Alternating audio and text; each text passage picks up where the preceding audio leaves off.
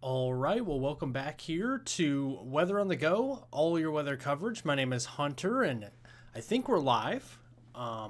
Thank you all for joining. We're going to be talking about a major winter storm that is actually just getting underway across portions of East Tennessee.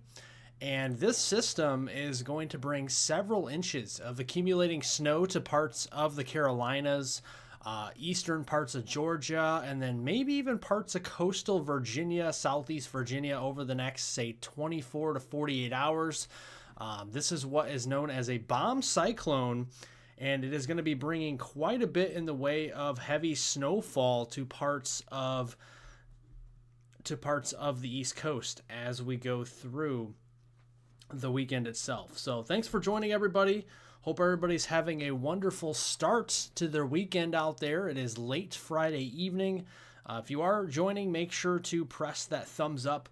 Would definitely love to get as many people in here and engage with the weather. Here's the snowfall at this very time. We actually are seeing snowfall flying across eastern Tennessee. Just brought up before the stream a live cam from Gatlinburg. The sky cam there is snowing pretty heavily.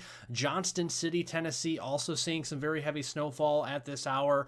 And this is going to continue to move eastward as we go after midnight. This is about 3 o'clock in the morning. Notice we're starting to see a low pressure center developing offshore the Outer Banks of North Carolina. This is going to be associated with snowfall starting to fly in the Wilmington area and up there into the, say, Outer Banks of North Carolina as we go into the 3 o'clock in the morning hour on Saturday. That is really close to that low pressure center. That's where we could have some really strong upward lift with our snowfall here in the what we call the DGZ. This is the dendritic growth zone, and we could be seeing a lot of lift provided with this, and that could give us some very heavy snowfall. And then as we wake up around 7 a.m. there tomorrow morning, snow is going to be flying in northwestern South Carolina, western North Carolina, the Asheville area, down toward Greenville, almost to Columbia here at this point. And then we're going to start to see that snowfall overspreading much of the central and eastern Carolinas. Notice as that low deepens offshore, we're going to be seeing those heavier, darker blues start to show up tomorrow afternoon and evening. Those are your 1 to 2 inch per hour snow rates. And this could really be packing a punch with not only just heavy snow, but perhaps even some very strong winds. And this could really start to drop our visibility heading into the afternoon and evening on Saturday. And then as we go through the night, we're going to see that snow start to exit from west to east. It looks like it pulls offshore by the time we get to mid-morning there on Sunday morning. And what we're left with is the cleanup from this. So here's the total snowfall accumulations according to the latest 0Z HRRR that was rendered around a few hours ago. And this is looking pretty good. I think we could be seeing quite a bit of those areas in the eastern Carolinas along the coastline, even seeing upwards to over a foot of snow. Let's look at the latest National Weather Service model. This paints 15-inch totals in eastern North Carolina there, and that could be some real heavy snow. This would be the heaviest snow in eastern North Carolina or the state of North Carolina since 2018. And quite possibly, if we see over a foot of snow, this would be the heaviest since December 2010 in some areas, if this particular solution that the National Weather Service is showing here on their outline here, 15 inches, did come to fruition. That would be the biggest we have seen in 16 years in eastern North Carolina. So pretty crazy stuff. So thanks to everybody. Again, I see the chat rolling in here. Thanks for everybody who is joining this late evening. Hopefully everybody's had a wonderful Friday. Thanks for joining me so late in the evening talking about this winter storm. If you are here, let me know in the chat where you're watching from. Are you also watching on your TV, your mobile app, or your mobile phone, like your iPhone or Android, or are you watching me on a tablet? Let me know where you're watching me from and what you're watching me on. I appreciate it.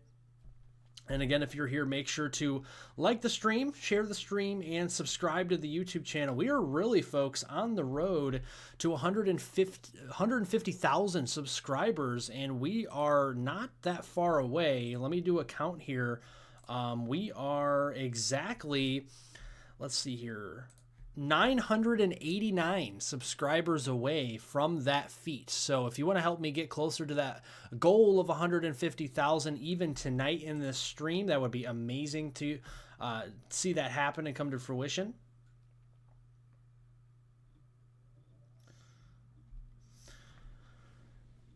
I see somebody here from Asheville, North Carolina, Greensboro, and Jackson, South Carolina. Thanks for joining.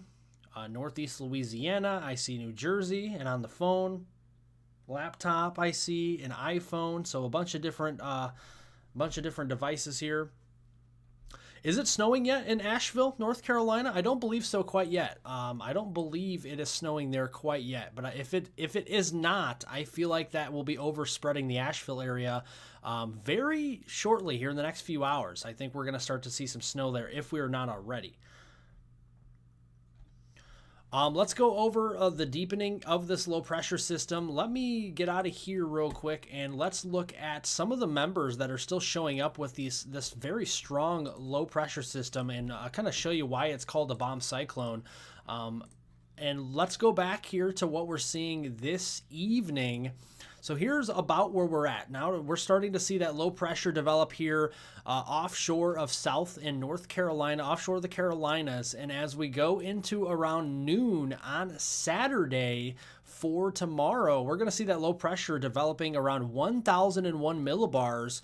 And then that, by the time we get into tomorrow around this time, notice it goes from a 1,001 millibar low down to 979 millibars with most of the ensemble members. That is rapid deepening of a low pressure system, and a rapid deepening like this could bring some very heavy snow bands to the eastern parts of North Carolina, even upstate South Carolina, wrapping in some heavy snow and very strong winds. This could literally cause some blizzard-like conditions, whiteout conditions there in eastern North Carolina. And this would actually cause some very hazardous travel. So I pray for everybody that is down here in the Carolinas, that hopefully everybody stays safe out there as we go through the weekend, because look at this low pressure. As we go to Sunday at noon, we cross into February on the 1st, look at that. It deepens down to 965 millibars, not too far offshore there of the mid-Atlantic coast. And then as it creeps up just south there of Nova Scotia, this thing gets down to 963. That's the mean. There are actually members within this that are down into the 940, 950 range, which would be equivalent to a Category 3 hurricane, and some of the strongest members on this ensemble run, believe it or not. So that would be some crazy stuff if that did come to fruition, and we did see a low pressure down to like 940s, even the 950 range. That would be something. Baltimore needs snow. I agree. I think the Baltimore area does need some snow. Winter's not over yet, folks. We're just, we still have February to go. February is the last winter month, but I even actually see winter extending into March this year with what I'm seeing in the long range. So polar vortex isn't done yet. Grayson, Kentucky, I see in here. I see some people from Baltimore and Raleigh, Durham. So do you think in Raleigh and Durham that there will be dry air that could reduce all of the snow's total? I think there will be some dry air. Let's go back here and look at the latest run here of the HRRR. So here's where we are at basically now, and getting into the overnight hours, we're going to see some snow start to overspread mainly western Carolinas, and then getting through the day on Saturday, we're going to see some drier air entrenched in the system at first. The atmosphere is going to have to overcome some dry air in the low and mid levels here before we can really start to saturate the columns of the air and get that snow down from the cloud base all the way to the surface of the earth. And that is going to be a problem here at first, I think, in the eastern North Carolina and say down to the Myrtle Beach area along the coast there in South Carolina, until we can start to get that moisture to wrap in. And once that does occur, we'll really see a lot of lift with our DGZ, the dendritic growth zone, and that's where we could really see those 1, even 2 inch per hour snow rates and those big fat snowflakes that add up very quickly. I think that occurs sometime late Saturday afternoon into early Saturday evening for tomorrow, and then that continues really in earnest through around midnight, 3 o'clock in the morning, before the backside starts to get chipped away by the dry Arctic air on the backside of the system, and that will will kind of move that snow line offshore once we get towards daybreak there on Sunday. It's basically what's happening here. All right, so I have some people asking me specifically about some areas here for snowfall totals. So let me go to some of the maps here, and I can give you some specific totals. So if you guys are watching me and you are asking about specific snowfall totals, at this point I can kind of give you a best estimate of what I am seeing for your area. So if you are watching me live right now on the YouTube channel, pop in your if you want to pop in your town, city, and state name. I can kind of give you an idea of how much snow you're looking for how much snow is going to happen in your area. So let's look here. I did see somebody from Fayetteville, North Carolina. So let's start there first, and then we'll work down the chat for more comments coming in. So let's start here and kind of. So the Fayetteville area in particular, what I'm seeing, you have a winter storm warning now. I believe we're going to be seeing around 6 to 10 inches worth of snow is a good bet for you. You're in one of the areas there in Fayetteville where I think dry air at first. You may have some snow showers, but I think it's going to be dry air at first that's going to be winning out. And then I think the snow really starts to get going there tomorrow late afternoon into the early evening in the Fayetteville region. Once it gets going, we are going to see it come down moderate to heavy clips, perhaps again 1 to 2 inches per hour in Fayetteville. And again, 6 to 10 inches of snow in Fayetteville does appear a reasonable estimate at this point for snowfall. All right, so let's keep working down the chat here. We got New Bern, and then we'll look at Greensboro after that. So let's look at New Bern, North Carolina. I'm thinking the same thing. I think you're kind of in that area in the New Bern region. Let me pull up the National Weather Service, their totals here, and we'll give you the latest data. So here's the latest data coming in from the National Weather Service in the Carolinas. So if you're into the New Bern area, you're looking at a pretty solid, I would say 8 to 12 inches. There could be even some isolated amounts that could be greater than 12 inches, depending on how heavy that snowfall is, and also depending on the dry air. Kind of a boom or bust scenario for any totals over a foot. But it is definitely a possibility there into the New Bern area. So we'll keep an eye on that. Let's look at Greensboro. So I promised you Greensboro, so let's do that now next. The Greensboro area, you're a little bit further to the north in northern North Carolina. The heaviest snow is ticketed for the eastern side of the state, but you could still see some fairly good snow there. I do believe we could be seeing anywhere from around, I would say 4 to 8 inches is a good bet. I think you're kind of in the middle of that, 4 to 6 really, but I think isolated 7, 8 inch totals cannot be ruled out.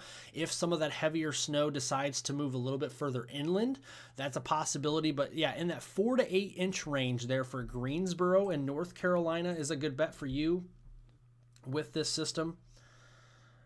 Thanks for joining, everybody. If you are here, again, make sure to press the thumbs up and subscribe to the YouTube channel. Again, we're on the road to 150,000 subscribers. Couldn't do without you. So thanks for being here. Pop in your city and state name, and we can get you the latest totals here, especially if you're in the Carolinas, Georgia, Eastern Tennessee, or Virginia. That's pretty much where the system is occurring. So we're going to get you the latest data here. Let's see here. Did I see anybody else through here? So Sneedville, Tennessee. Yes, so the Sneedville area, snow is already beginning to pile up there, and we're looking at around 3 to 5 inches on average, kind of for accumulations when it's all said and done in the Sneedville, Tennessee area. So hopefully that information found you nicely. Again, 3 to 5 inches of snowfall in the Sneedville, Tennessee region when it's all said and done here. So I know it looks like a hurricane. You should see the winds on it here. I'll show the winds here in just a minute. How much snow will Andrews, South Carolina get? So let's look at the Andrews area now. So we're going to kind of work down the chat again through your city and state names. Andrews, you're looking pretty good. I think you're looking at a couple inches of snow. It looks like around 2 to 5 inches is a good bet for you. In Andrews, just south and west of Myrtle Beach. You're kind of smack dab in between Charleston and Myrtle Beach there. Again, 2 to 5 inches for you is a pretty good bet.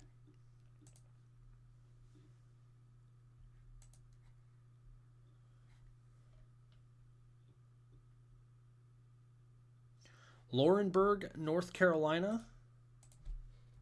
So let's look at some of the totals in your area there. You're looking at around 6 to 9 inches in Laurinburg, North Carolina is the total for your area.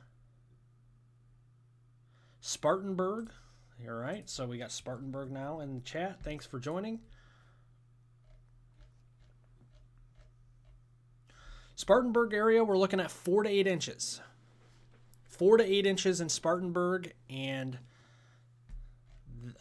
if we have any people that are here from Charlotte, North Carolina, the Charlotte area looks to see around 6 to 8 inches as well. So if you live in Charlotte, about 6 to 8 inches of snow is expected there. And we know a lot of people live in the Charlotte area in general. I'm not sure how many people are watching from Charlotte here in the live stream, but if you are, looks like about 6 to 8 inches of snow. Norfolk, Virginia. So thanks for joining from Norfolk. We have some friends that are joining from there, and it looks like Norfolk, you're kind of on the northern edge here. You're kind of on the line. If this wobbles just a little bit further north, we could see more snow. Right now, the estimate there into the Virginia Beach area and Norfolk is basically, I would say, a best bet of 3 to 7 inches. We have a wide range there because if it starts to wobble a little bit further north, then you could find yourself more to a half foot or 7 inches. But right now, 3 to 7 inches is a pretty good estimate for the Norfolk and Virginia Beach region in particular. So let's look at Nebo, North Carolina. Hopefully I pronounced that correctly. Nebo, North Carolina. That region is going to see some snow earlier on here in the day, and that's west of Charlotte. We're looking at around 3 to 7 inches for you as well. Wide range there. Why are we, calling for a wide range? Again, because this system, if it just wobbles 50 miles west, which still could very well when this low develops, then we could see some higher totals. But again, 3 to 7 inches there in the Nebo area in North Carolina is a pretty good bet for you. Let's go down here and look at Bob's backyard. No, I don't know what Bob's backyard means. Aiken, South Carolina. You guys are funny in the chat. Let's see here. Aiken, South Carolina. It's cool to hang out with you guys here on this Friday evening, kind of just going through and looking at some snow totals here. You're looking at around 3 to 6 inches in your backyard there. Into the Aiken area in South Carolina. Thanks for the $5 super chat. Thank you for the great coverage. Let's meet your goals tonight. Absolutely. Let's get to 150,000 subscribers this evening. That would be great. Not sure if we're going to get there, though. Still got a ways to go. Let me tally here. We still got a ways to go. Let's see.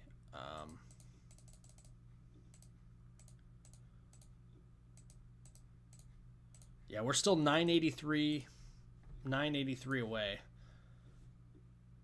I'm looking at a bunch of numbers, so I kind of had to do that in my head. Yeah, but if you guys could share the stream, we're going to be live here for a little while longer. If you share the stream, that helps. If you like the stream, it helps. Give it a thumbs up and subscribe to the channel. Anybody that has not subscribed yet, that helps to get this out to the YouTube algorithm and gets more people kind of in here and helps me get to my goal for the evening. We do daily weather forecast videos on my channel, so all right, let's keep going.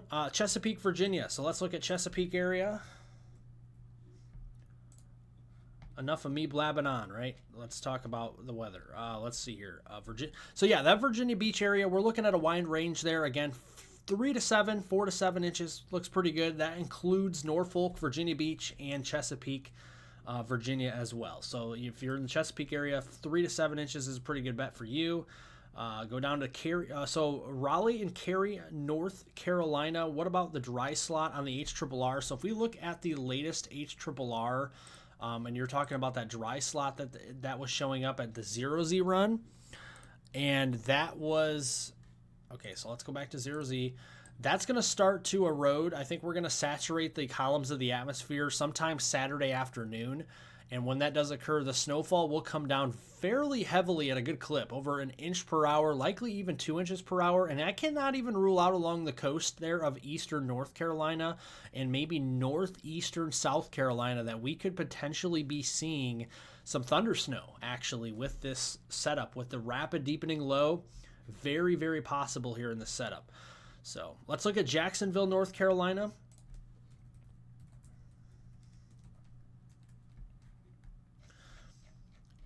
Jacksonville, North Carolina, you're at a pretty good area for some pretty heavy snowfall there. And let me go to here. All right, so Jacksonville, North Carolina, we're looking at around 5 to 9 inches for your area. 5 to 9.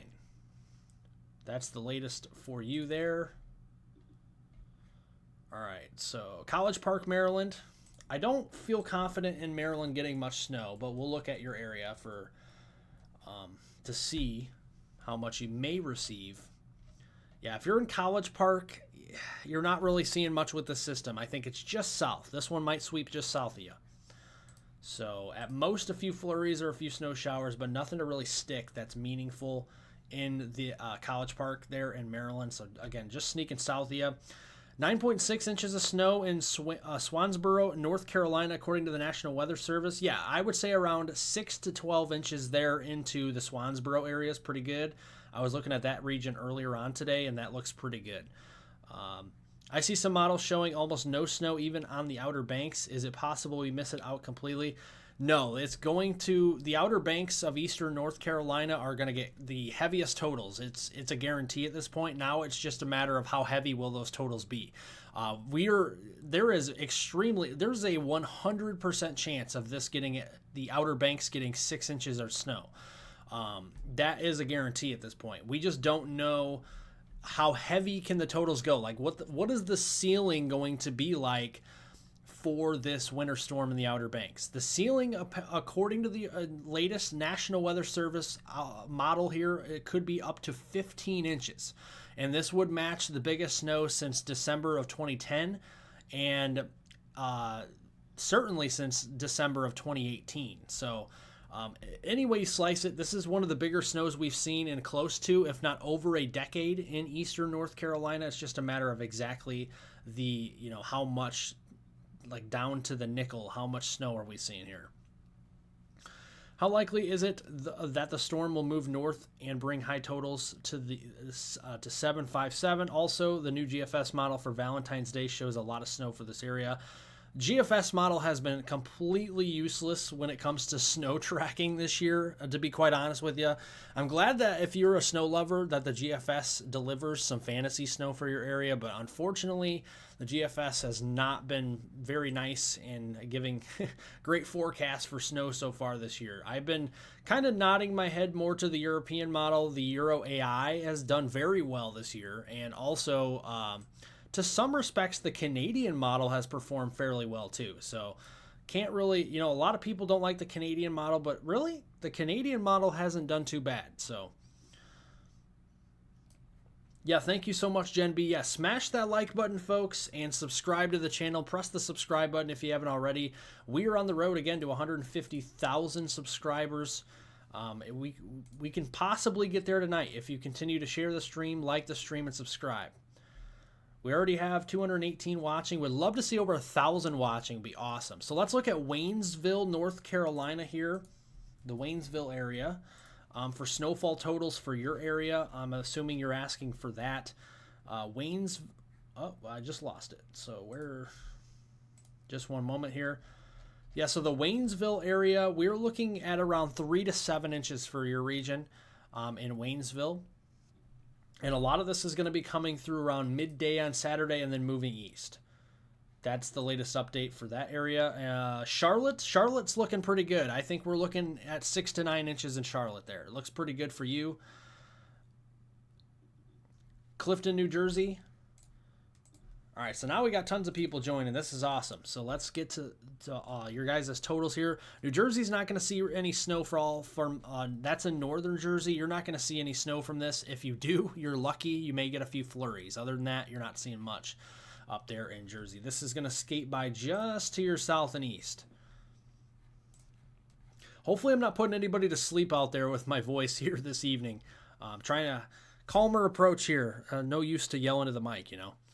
So, New Bedford, Massachusetts. Nobody likes somebody to yell in the mic at, 11:21 Central, 12:21 Eastern, right? Yeah, a lot of you folks out here, it's about 12:30, ain't it?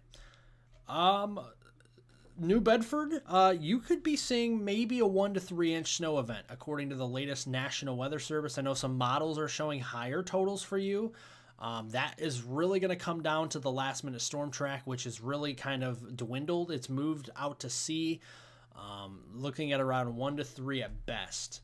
And that may even be in question too now. So, Oriental, North Carolina. Thanks for joining, everybody. Again, thank you all for being here this late evening, early overnight, spending your Friday night and early Saturday with me. Let's see here. Okay, so you're in the Outer Banks. You're going to be seeing, there's a chance you can see a foot of snow with this there into the Oriental area. So if you're in Oriental, you might, if you don't own a snowblower, you're gonna get a workout with shoveling here. I do feel as we go through Sunday, we could be seeing a foot of snow in your area, and there could be a chance the ceiling of this could be up to 15 inches in your area. So get ready for one of the biggest snows in 16 years, perhaps, in the Oriental area. So big snowstorm for you. A lot of the snow won't really start flying in Oriental until probably late afternoon into the evening, but once it starts, it could come down at a fairly good clip. Again, over an inch per hour.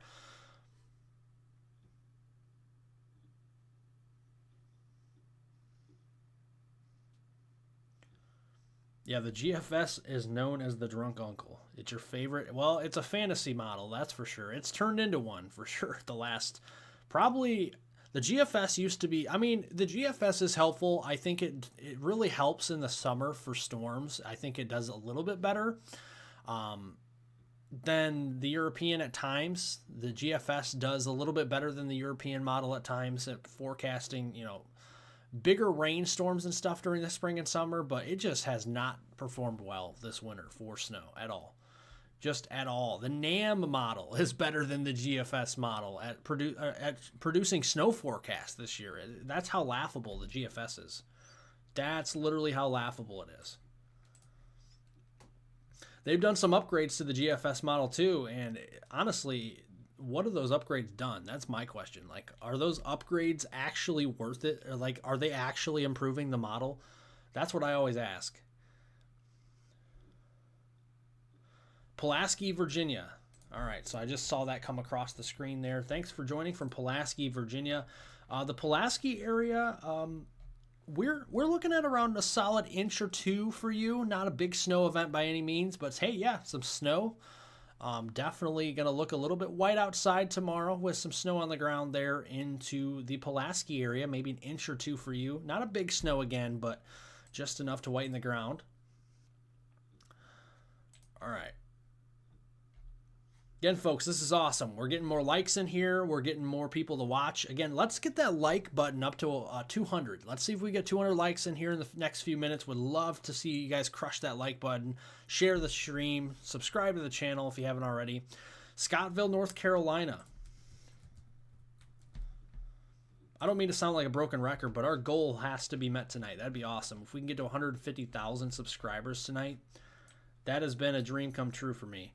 Let's see here. Scottsville. Yeah, it's the Scottsville area. You're looking at some light to moderate snow accumulation, about 2 to 4 inches for you. So if you're in Scottsville, 2 to 4 inch snow is looking pretty good for your area here. And that will really kind of end. It'll end from west to east, I think, as we go into Saturday evening and Sunday morning.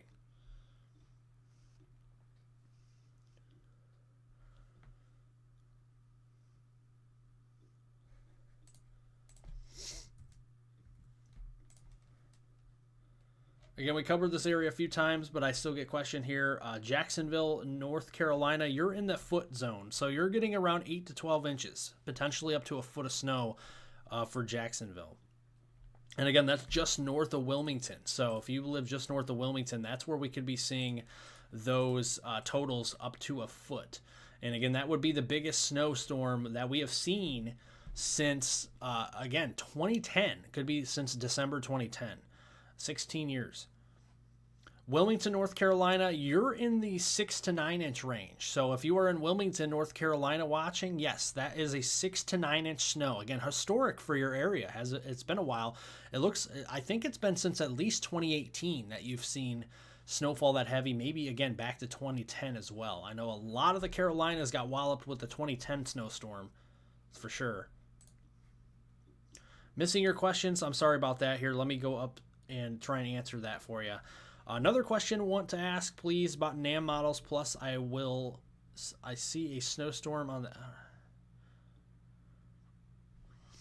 That's too far out for me to know. Again, you're talking about something that is February 13th. Today's the 30th of January. So I can't answer that. I do provide long-range forecasts at the end of my videos pretty much every day. We do 2-a-days when it's very active like this. You can refer to my video from this evening that I put out, and you can watch that talking about the middle of February. Yeah, the polar vortex will come back, bring some Arctic air down, and again, some of the colder air of the season again as the polar vortex splits. But snowstorms are going to probably be more reserved to the north through the Ohio Valley and Midwest mid-February on the leading edge of that cold air. There could be some southern snow maybe in late February again. It's too far out for me to know for sure, but Onslow County. All right, so let's look at the Onslow County area in North Carolina. Yeah, Onslow County, you're looking at a solid 8 to 12 inches. So up to a foot of snow for your area in Onslow County, North Carolina. All right, so that is what we're looking at there. So Georgetown, Delaware, I don't feel like Delaware is going to see a lot of snow from this, but we'll look. We'll look for you folks. That's why we're here. So let's look at Georgetown, Delaware while we're here. You're not going to see a lot, but there could be around a dusting to a half inch, maybe with this storm. If it wobbles north, we could see an inch, but I think we're going to see some very light totals there. At most, again, a dusting to an inch, not looking at a big snowstorm by any means. We've seen bigger snows in Delaware. This is not going to be one of those major snows for you.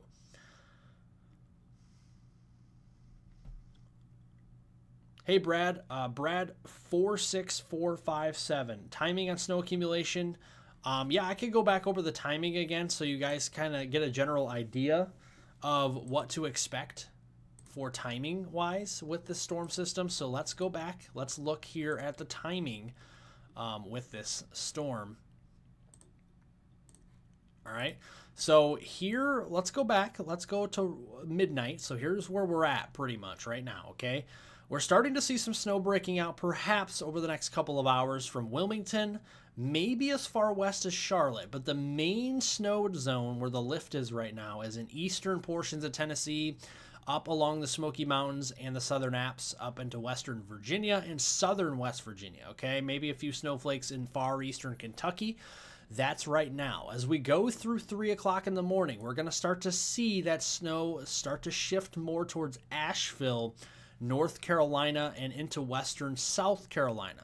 Also, our friends in North Georgia are going to start to see snow around this time, and then some that low is going to start to deepen around 3 o'clock in the morning off the Outer Banks. That could lead to some bigger snowflakes starting to fly there near Wilmington and up the Outer Banks, and then that's really going to start to become widespread from the morning into the early afternoon across the Central Carolina. So we're talking Charlotte over to Asheville. That stretch of interstate there could be fairly treacherous. We could be seeing snow-covered roads and some slippery travel, even down into Greenville and Columbia in South Carolina, the upstate region, going through noon on Saturday.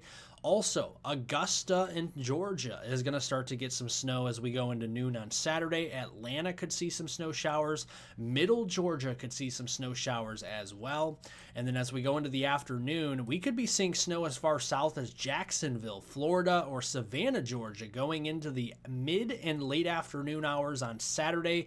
Heavy snow bands across portions of Myrtle Beach, Wilmington, Jacksonville, North Carolina, up there to the Outer Banks, and including areas near Virginia Beach there, Chesapeake, Virginia, those areas, Norfolk, we could be seeing potentially some 1 to 2 inch per hour snow rates, and I am not ruling out, as this low deepens along the Outer Banks of eastern North Carolina, potentially some thunder snow that could develop from this system, and that could increase your snowfall rates going into early Saturday evening.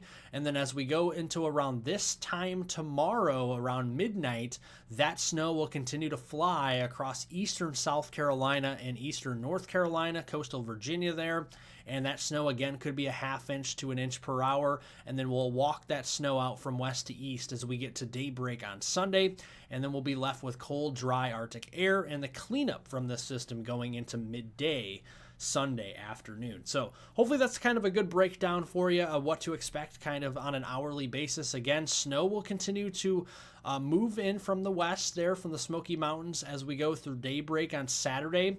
And then once we get into Saturday morning, that snow will become more widespread and heavy across big cities like Charlotte, all the way down to Greenville and Columbia, and maybe getting to Augusta there in Georgia. Saturday afternoon, snowfall could go as far south as Jacksonville and Savannah and becoming more widespread across Charleston, South Carolina, Myrtle Beach, up there to Wilmington, up there to the Outer Banks, and into areas of Virginia Beach, into Norfolk, and also Chesapeake. We could be seeing some light snowfall accumulations, and then as we go through the evening, this is when travel is going to be the most disrupted, whether it's on the ground or through the air across eastern Carolinas. It could be troublesome. We could be seeing 1 to 2 inch per hour snow rates. Thunder snow is not out of the realm of possibility, and this is when our road conditions are really going to be deteriorated as we go into early tomorrow evening.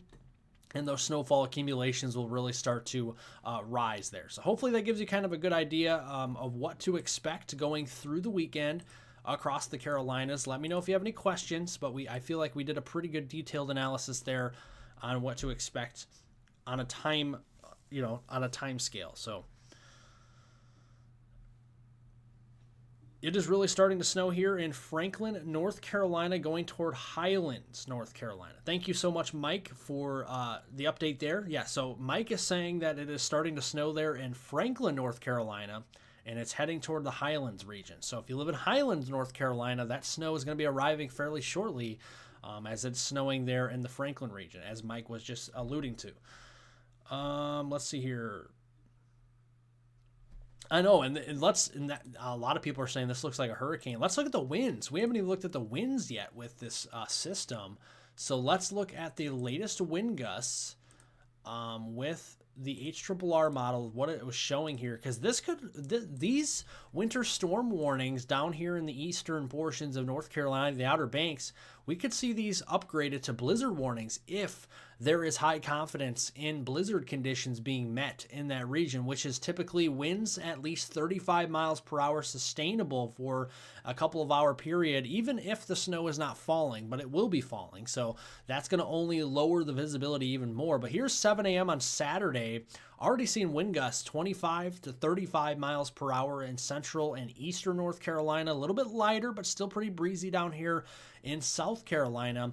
Once we get to noon on Saturday, those wind gusts could be approaching 40 miles per hour in the Outer Banks region, and that could be really starting to deteriorate conditions by the time we get to the afternoon. Wind gusts could be up to 50 miles per hour in the Outer Banks, and that could create some very low visibility. If we go over here and look at the visibility, and we could be seeing potentially areas under a half mile, if not under a quarter mile, near whiteout conditions, and it's going to be a bad one. If you're from Myrtle Beach to Wilmington, there could be a period there where we could potentially be seeing near whiteout conditions sometime Saturday evening and going in toward midnight Sunday morning. So that is something to watch for If you live from Myrtle Beach up there toward Wilmington and Jacksonville in Onslow County, that is an area that could have a blizzard warning upgrade. And even if not, we could be really seeing some deteriorating visibilities here from even just the snow falling, combination of that and the strong winds that are associated with this rapid deepening low. Again, it's called a bomb cyclone for a reason. Look at these winds, not too far offshore. These are 98 mile per hour winds by midnight tomorrow at this time, continuing to strengthen. Look at this thing. The HRRR model up to 117 mile per hour winds, probably a few hundred miles away from the Outer Banks. This is going to create some high waves too, no doubt about it. This is going to create some very strong waves. At least with this low pressure system just east, I think we're going to have offshore flow, so it's not going to be too bad. A lot of these winds are going to be coming from the north, so the water will kind of be pulled away for a time. But wind gusts, again, for Saturday evening into overnight on Sunday, would not be shocked to see maybe even some 50, 60 mile per hour wind gusts for the Outer Banks there, even up to Virginia Beach. Could be some fairly strong winds. All right, so how much total snowfall is expected in Sevierville, Tennessee? Hopefully I pronounced that right. I apologize if I did not. So Sevierville, Tennessee.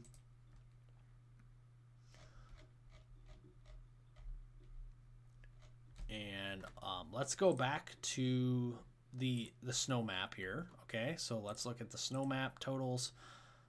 And let's go back to that. So that region's really not going to see much additional snow, maybe a few inches. So probably about 2 to 5 more inches of snowfall is possible for you as we go through the rest of tonight there in the Sevierville, Tennessee region. Again, folks, if you are here, make sure to like the stream, share the stream, and also subscribe to the YouTube channel as we are approaching 879 people away from 150,000. I know we can get there tonight. I am bound and determined to reach that goal tonight. Let's do it together. How about that?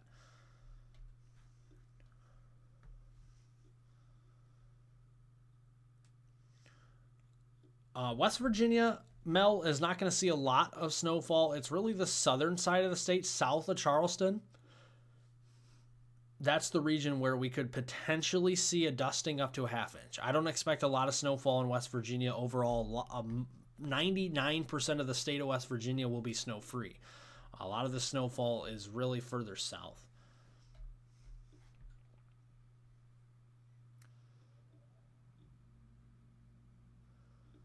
The snow starting in Onslow County, I do believe, is going to be in the late afternoon. For the heavy stuff is going to be in the afternoon, likely, because this is going to have to overcome some dry air. So Onslow County, snowfall could start. There could be snow showers I can't rule out between now and daybreak on Saturday. And then after that, I think we're seeing a lot of dry air, some snow on and off through the morning, but it's really the steady stuff doesn't really fill in until late afternoon or early evening Saturday, and it continues to snow all the way through about daybreak Sunday. So it looks like for steady snow, it looks like a good probably 12-hour period of some pretty heavy snowfall there, and that's going to give you potentially upwards to a foot of snow in Onslow County. That's why we see those 8 to 12 inch totals that I was mentioning. Hey folks, we're almost to 200 likes. Let's see if we can get to 200 likes and then 300 in the next few minutes. Would love to continue to get more likes here on the stream, subscribers as well. Thanks to all the new subscribers who have subscribed so far this evening. Now we're down to 863. Away from 158,000 or 150,000 subscribers. Big goal on the channel here this evening, and actually tonight. A lot of these areas in the east that you're watching me from, it's not evening anymore. It's evening where I'm at here still, barely. It's 11:39 p.m. I'm from Northern Illinois. I'm waiting on my snow in Northern Illinois. My surprise dusting of snow this weekend. We saw a big winter storm in my area back in around Thanksgiving. We actually saw a really big snow here west of Chicago, around a foot to 14 inches. And then since then, it's just kind of been hit or miss. Inch of snow here, dusting of snow there. Hasn't really been that big of a deal. Thank you so much, Banana. snowing steady in Asheville, North Carolina now. So we've got an update in the chat that it is snowing steadily there in Asheville, North Carolina now. So that's interesting. So the snow is really starting to build there into western North Carolina, as people in the chat are alluding to.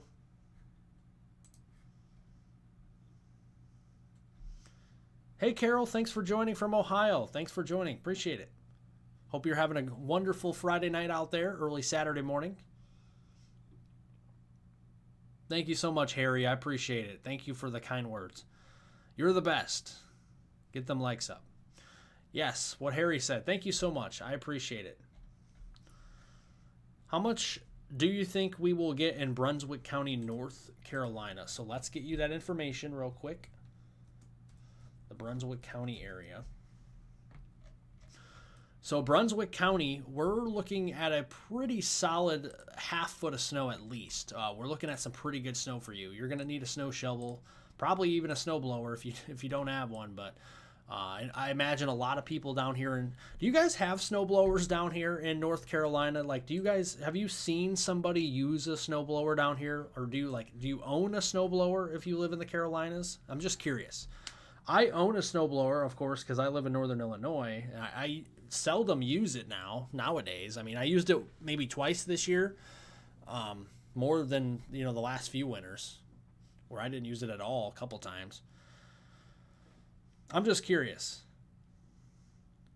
ChemDog says no snowblower. Okay, I'm just curious. I didn't know if anybody has a snowblower. They use it down here, or it's kind of like more of a shoveling type thing. Guess I've never asked,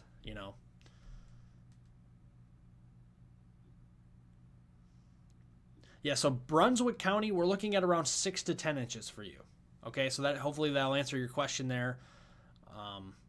6 to 10 inches for Brunswick County, North Carolina.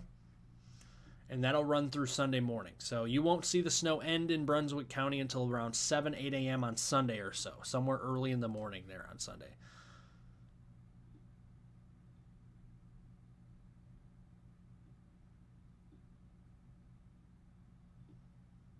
It's not going to warm up in the Outer Banks. I saw your question. It's not going to warm up in the Outer Banks region for a while. It's winters here in the East, whether you like it or not. Unfortunately, if you're not a snow and cold lover here in the East, it's going to be a long February, early March for you. I think especially the further north you go, into the Mid-Atlantic, the Ohio Valley, Great Lakes, Northeast, New England, wherever you're at up there, Southeast Canada, it's going to be a long month and a half for you. Unfortunately. I wish I had better news for you if you don't like the cold in the East. This is a true winter this year, so it's living proof right now. We're actually going to be seeing some heavy snow. Finally in some areas, some heavy snow. I use my leaf blower if it's the fluffy stuff, snow blower on the heavy stuff, and ice here in West Virginia. All right, so Mel says, yeah, there you go. Mel said that you use a snow blower on the heavier stuff and ice there in West Virginia. So you got a snow blower in West Virginia. Awesome. All right, we got some political people in here. I don't deal with political stuff in the weather. It makes no sense. There's no politics and weather don't go together. I'm sorry, they just don't. All right, politics and weather. Ridiculous, guys. Come on. We don't need that in the chat. Golly.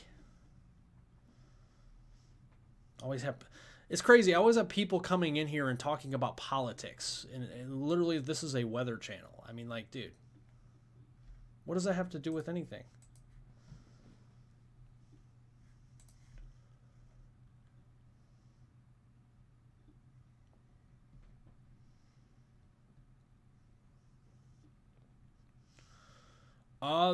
Yeah, Mike, the snow ratios are going to be pretty high. It's the Kachira ratio is the best to use. It's kind of it's not really the Kachira per se verbatim.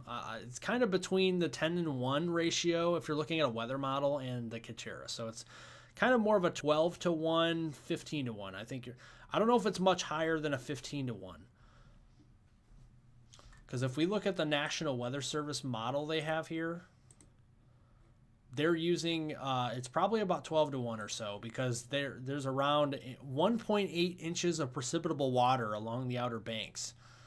and that's where we could see up to 15 inches. So it's not quite 15 to 1, or it's not higher than 15 to 1. It's not quite to 15 to 1. I think we're at around probably 12 to 1 on average for our ratios, which means an inch of liquid would give you about a foot of snow in eastern North Carolina. That's pretty much what we're looking at as far as that goes. The wind is going to be strong. I mean, we just went over the wind. If you're just joining, the wind is going to be strong. I mean, this is a strong system. We could be seeing winds here over 60 miles per hour in parts of the Outer Banks as we go into Saturday evening. And again, that could lead to blizzard warning upgrades. I know a lot of these areas are already under winter storm warnings. Would not be surprised if the local National Weather Service office in eastern North Carolina or coastal Virginia or anything like that has a short-fused type of blizzard warning upgrade as we go into Saturday evening. It will kind of be more of a nowcasting thing going through the afternoon, seeing how, where the system's actually going to track. And if it tracks closer to the Outer Banks, then of course we're going to see the stronger winds a lot more close to eastern North Carolina. If it tracks a little bit further away, then of course the winds are going to be a little bit further away. So that's just how that would work. Just simplistic terms there, just,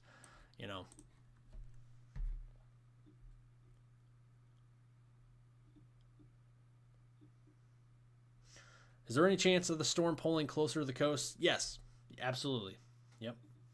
Still a possibility. It's not going to wobble a lot, maybe 25, 50 miles. It's not going to move from, it's not going to be right here and then be okay, it's in western North Carolina. Not going to be that crazy, but no, it could be closer to the coast. Definitely. Definitely, it could be. Just a little bit. No, not even a shovel? What do you use, a broom? Do you guys clear off a fluffy, dry, powdery snow with a broom? I know there's some people that use leaf blowers up here when there's an inch of snow. Just makes it easier instead of shoveling and hurting your back.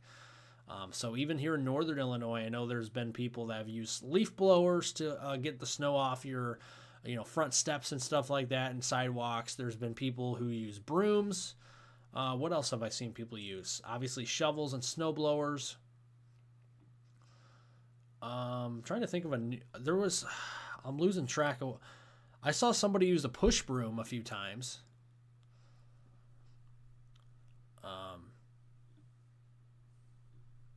Yeah, that's pretty much about it. I've honestly just seen people just throw a pound of sidewalk salt on their front steps and be like, all right, I'm not shoveling today. We're gonna throw a pound or two of sidewalk salt on my steps and call it a night, and we'll come back and reevaluate in a few hours. I've seen that happen a few times, and may I be a victim of that? Maybe. And then you track in all the salt. See, that's the problem, is you don't want to do much. You don't want to shovel, and it's super cold outside, and you're like, we'll just throw a bunch of salt on the steps and the sidewalks and stuff. And then you go outside to take the garbage out, and then you come back in and you're tracking all the salt in on your shoes and stuff. And it's like, man, now I gotta vacuum my carpets and my rugs. And then it turns into a whole thing. Yes, this is going to be gnarly. Absolutely. There you go. Pay your next door neighbor to shovel it out for you. There you go. You got a younger kid who lives next door. Pay him $20 to come shovel 6 inches of snow the next morning. There you go. You don't get snow there? Thank you, Special K. I appreciate it. Charlotte, North Carolina here. Brandon, thanks for joining. Appreciate it. And also John Ellington, thanks for joining from Snowboard, North Carolina Beach. Hickory, North Carolina, no snow yet. No, it won't be until really tomorrow afternoon in the Hickory area, probably, until the snow really gets going.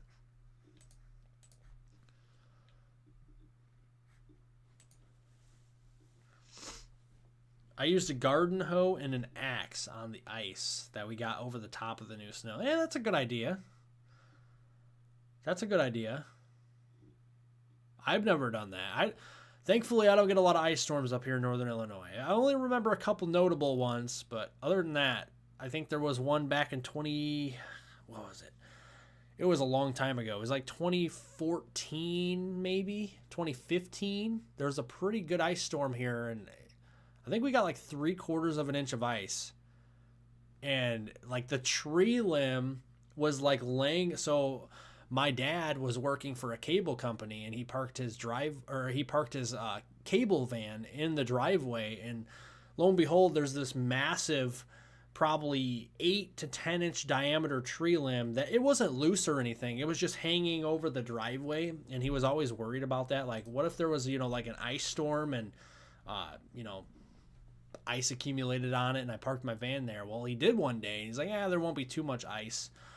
And then it almost did. It was swaying because the winds picked up. That's the dangerous thing about an ice storm. Like, the winds pick up so much. And then it literally, like, you could hear crackling. And you always wonder, like, if it crackles, like during an ice storm, you go outside, you're like looking all around, like, where's the tree limbs breaking? I've had one of those times in my backyard when I have a bunch of trees in my old house, and I was like, man, all these trees are like crackling, and with barely a like 5-mile-per-hour breeze, I'm like looking up in the sky like, please don't fall on me. I don't want a tree branch to fall on my head. Would not be good for me.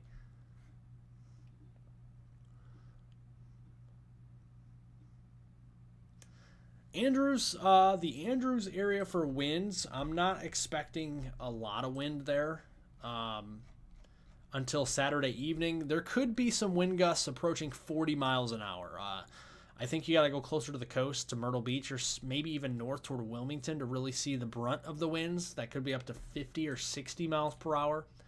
It's pretty much going to be reserved for areas along the immediate coast.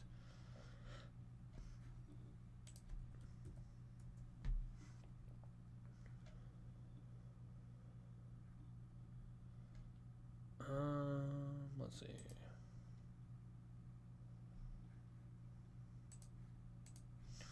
All right, subscriber update, everybody. Let's see here. Let's see where we stand.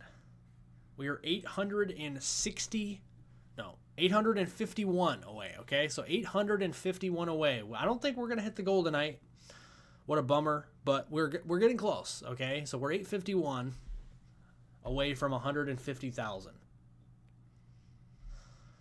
Let's get the likes up to 300. Let's keep getting those likes in here and getting more people in the stream, and sharing the stream if you haven't already. Subscribe to the YouTube channel if you haven't already. Thank you, Glenn. When will snow begin in Asheboro, North Carolina?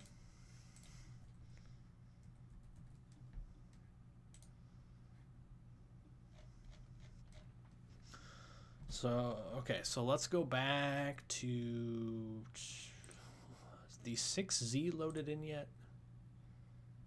Of the HRRR? I don't. Let's see. Well, that's not what I wanted. I'm going to answer your question here in just a moment.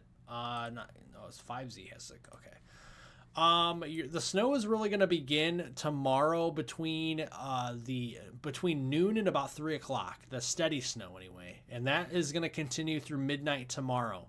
So around a 6 to 9 hour window of some pretty steady snow, up to 1 inch per hour snow rates there into the Asheboro, North Carolina region. So it's a pretty good snow there. Oh, how cold is it going to get following the storm? Well, I can show you those temperatures, and I can tell you right now that you are going to like those numbers I'm going to show you here. Let's look at the falling iguana forecast for Florida. If we're looking at some cold temperatures, might as well just look at the wind chill.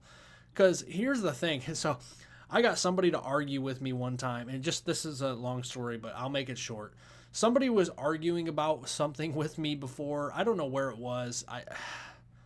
It might have been my older brother or something. I don't even know. But he was saying, why do you just look at the wind chills mostly in the wintertime and you don't look at the actual temperature? Yes, I agree. The actual temperature is important to look at. But when there's wind, does it really matter if it's 20 degrees outside? It never feels like 20 if it's windy outside, right? So look at the wind chill, and then that is the real feel. As you walk outdoors, if it's 20 degrees outside, right? So for example, 20 degrees, 10 mile per hour wind makes it feel like, say, 6 degrees above zero. Does it matter that the temperature is 20 degrees outside if it feels like it's 6 above? Just say it's 6 degrees out, right? That's pretty much what I say. Somebody asked me in Northern Illinois what the temperature is out at 2 in the afternoon. I'm going to say it's 6 degrees above zero because that's what it feels like. Even though it's technically 20 degrees, it feels like 6 above. So let's look. So here's the cold. Let's look at the icon model does fairly good at detecting the cold here. Look at these wind chills. By Saturday morning here, we're going to be seeing widespread, and I'll zoom it out to the whole U.S. here, widespread sub-zero wind chills across the parts of the northern plains, upper Midwest regions, even the lower Midwestern areas like the Ozarks and Missouri, the Ohio Valley, the Northeast. We're going to be seeing below zero wind chills. Now, if we go back to the Southeast sector, that is where our wind chills in North Florida could be approaching the teens and low 20s in the Panhandle region by Saturday morning. Saturday afternoon, our wind chills will be falling in North Florida from Gainesville to Jacksonville to Panama City and the Big Bend. We're going to be in the 20s. And then by Sunday morning, falling iguanas, and they're going to be falling frozen, it looks like. We're going to be seeing those wind chills into the single digits all the way down to Orlando. How about that? We could be seeing wind chills in the single digits above zero in Orlando, Florida at 7 a.m. on Sunday, February 1st. Now, is that a start to February in Florida or what? And look at that. Tampa Bay, dare I say, it could feel like 20 degrees, maybe even 15 above as we go into Sunday morning.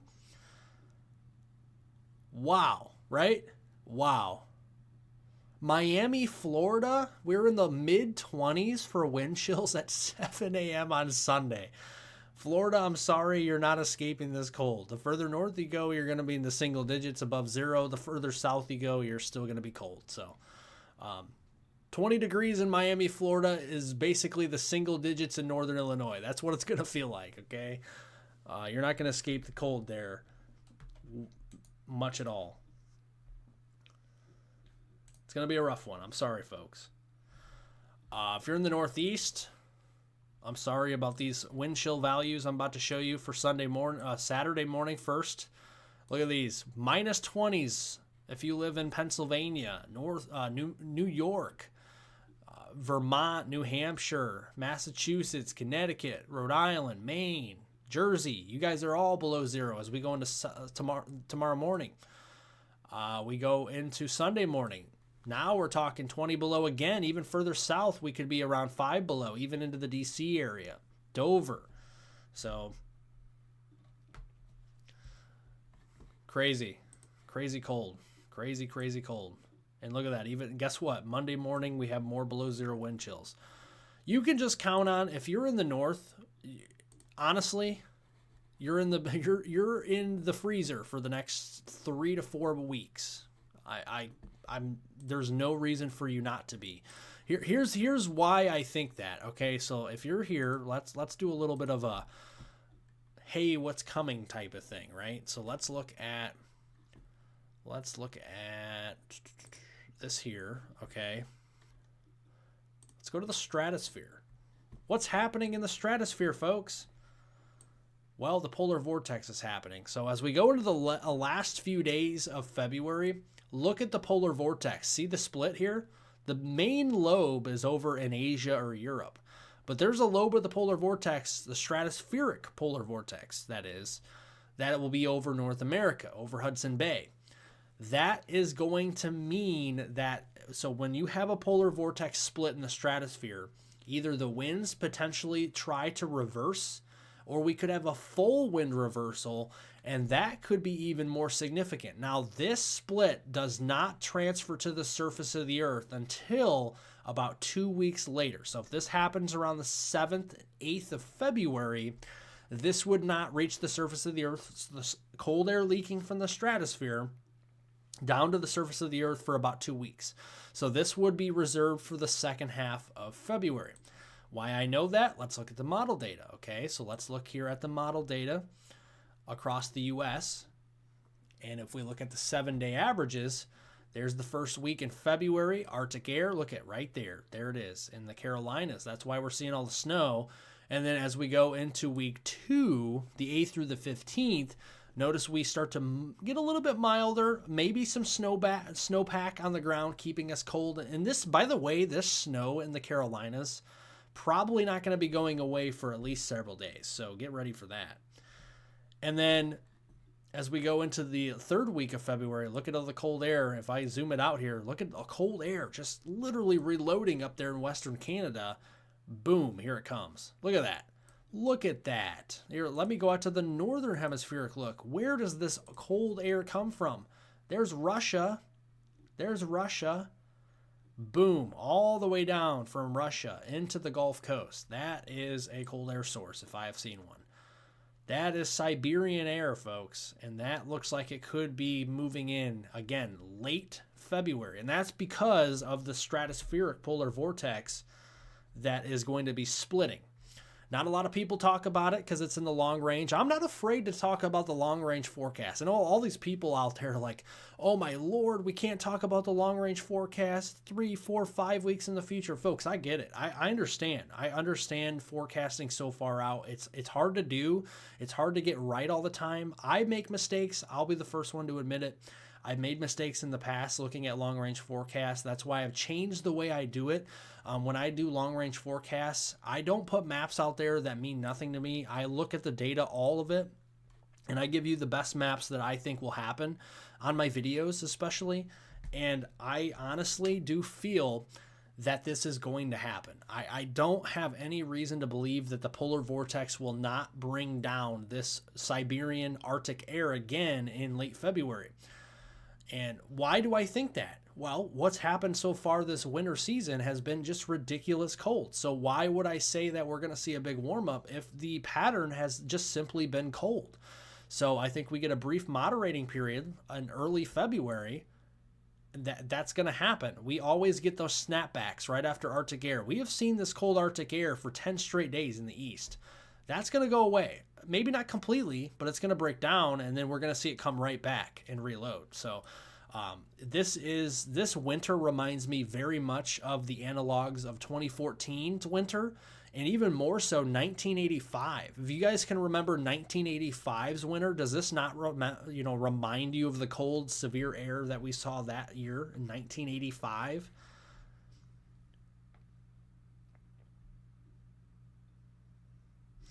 That is some cold air.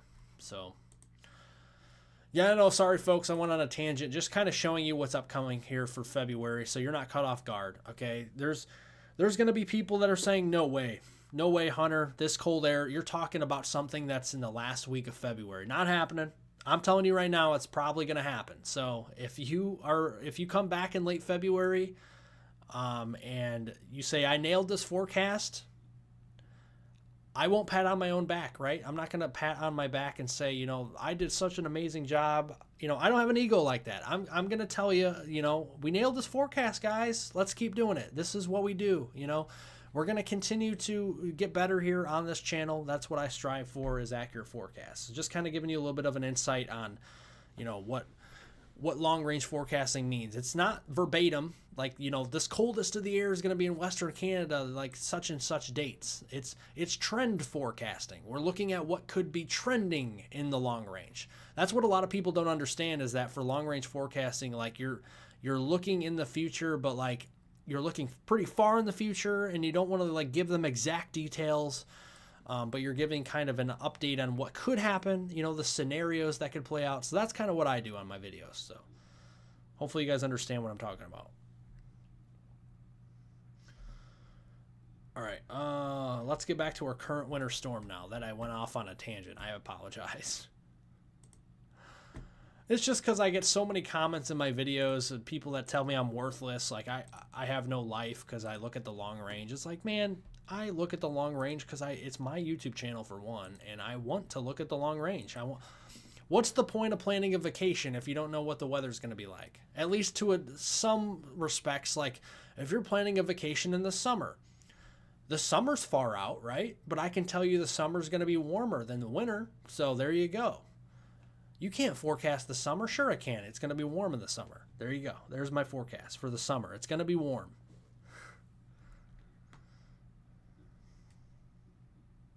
There's my rant for the evening. I think I'm spent now. I'm spent on my rant.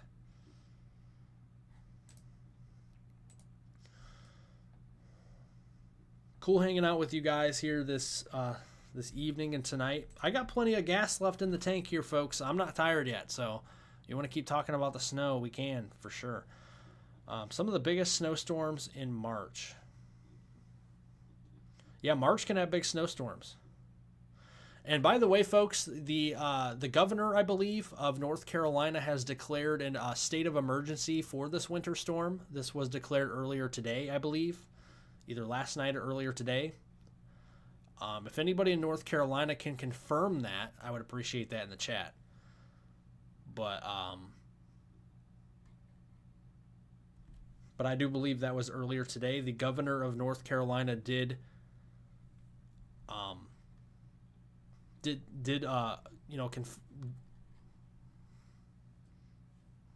there's a state of emergency for North Carolina.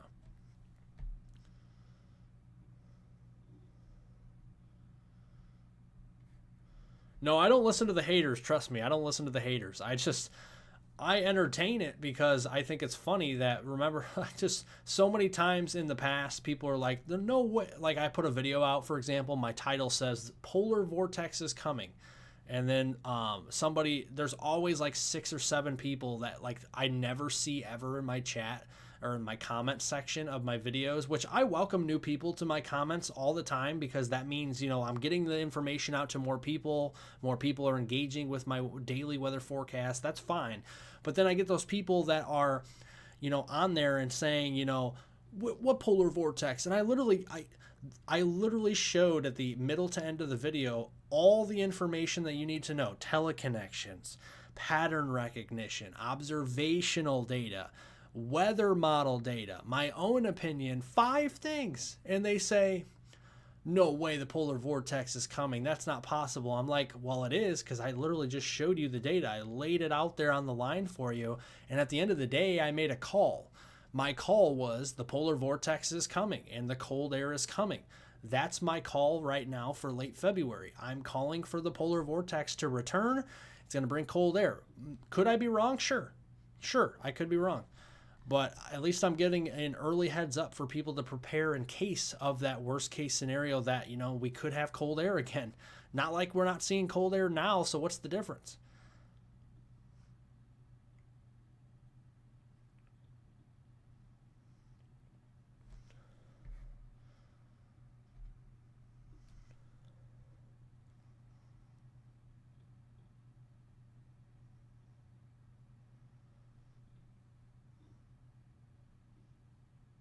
Thank you, Kent Jr. The mayor of Swansboro, North Carolina, declared an emergency for the winter storm. Okay. How likely is Raleigh going to get a foot? Let's look at Raleigh for a foot of snow. We could be seeing potentially a foot of snow there in the Raleigh area. Let's see the potential for that real quick. You guys are under a winter storm warning. Absolutely. Will you get a foot of snow? Maybe. Let's see. I'm trying to look for the newest data. Is it in yet? Looking on my laptop here real quick. Winter storm warning right now for Raleigh's for heavy snow. Additional accumulations of 5 to 8 inches. And that goes through 7 a.m. Eastern time on Sunday. Roads, especially bridges and overpasses, will likely become hazardous and slick. Travel could be very difficult. So that is an update for Raleigh, North Carolina. For snowfall totals, the latest National Weather Service model here is showing snowfall totals in the Raleigh area. Again, in that 5 to 8 inch range. It looks like the foot of snow is east of you. So it looks like that's more towards eastern North Carolina and the Outer Banks. And the ceiling for this system looks to be around 15 inches there, according to the latest National Weather Service snowfall totals map. So that's what it's showing now. Again, if you're here, make sure to like the live stream. Give it a thumbs up. We have been live now for about an hour and 15 minutes. So make sure to give the live stream a like. I appreciate it.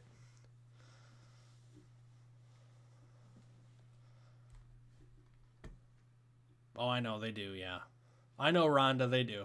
Absolutely. It is what it is, you know. At the end of the day, I made a call in the forecast, and if I'm wrong, then I'll be the first one to tell you I'm wrong.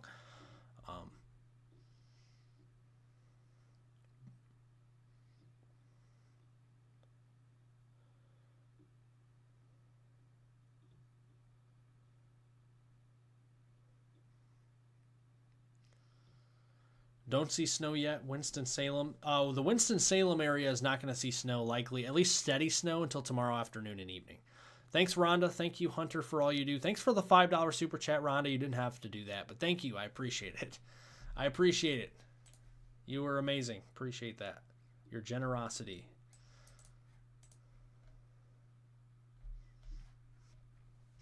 Liked and subscribed. Thank you so much. So much, Nostalgia. Appreciate it. The storm's going as far north as southern Maryland and southern Delaware. I mean, if you were talking about latitude, it's going as far north as probably eastern Canada, technically. Like Nova Scotia is going to get a really big hit by the storm with heavy snow. Thank you, Janine, for subscribing. Thank you so much. And yes, you're welcome, Jason. Thanks for joining, first of all, and you're welcome. Question they got to...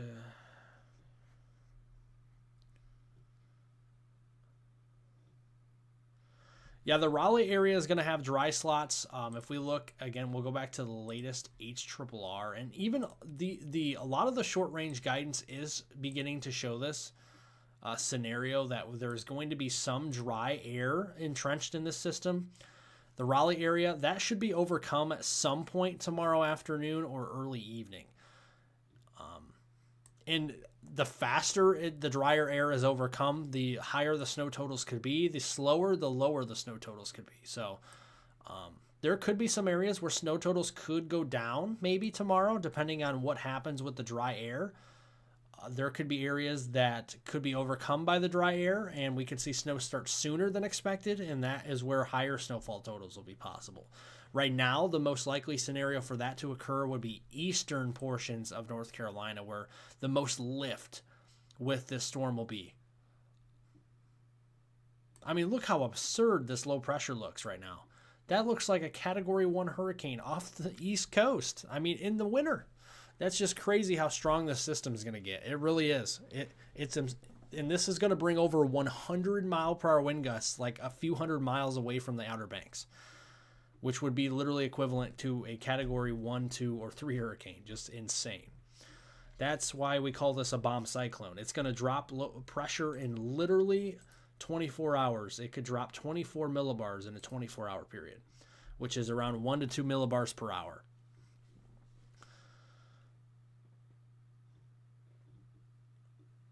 Yes, Governor Stein declared a state of emergency, a stay-in-place order too. Okay. Thank you so much for the update. Appreciate it. I was thinking that I saw it online earlier. I saw it online that the North Carolina state of emergency for this winter storm was declared. I was just trying to confirm that. But thank you so much for confirming it with me. I appreciate it.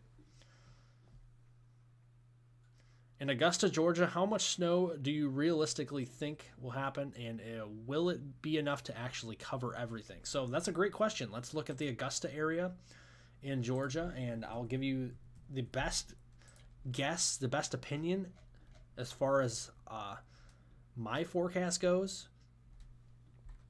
So it looks like into the Augusta area, snow doesn't really begin to potentially occur until the noontime hour, and then going into mid-afternoon there could be a heavy snow band that could roll through, and then it kind of moves out as we go into the early mid-evening. So a few hour window there, some snow in Augusta. Whoops, just confirming something real quick. One moment, folks. Let's see here. So the Augusta area, we're likely to see 3 to 6 inches of snow. And we go back here to the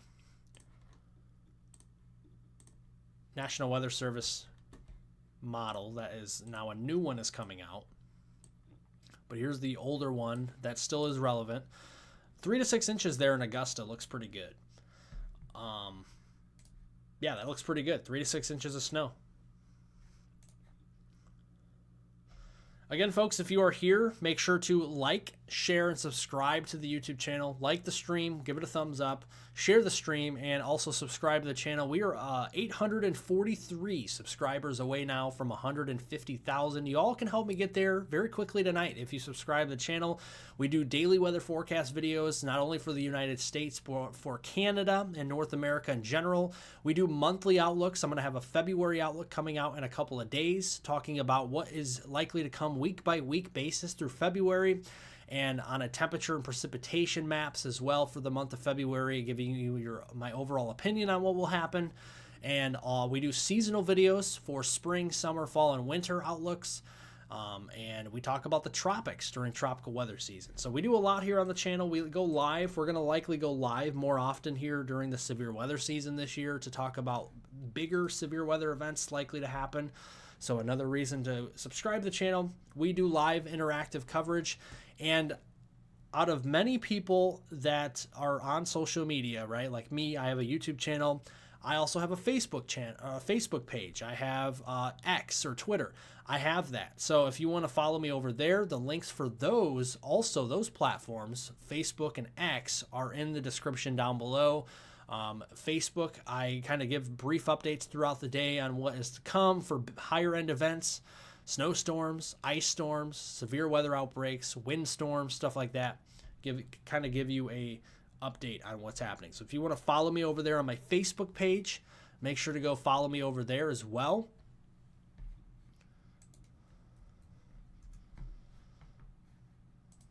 The link for that is in the description, and if you want, I could probably post the link here to the chat if needed.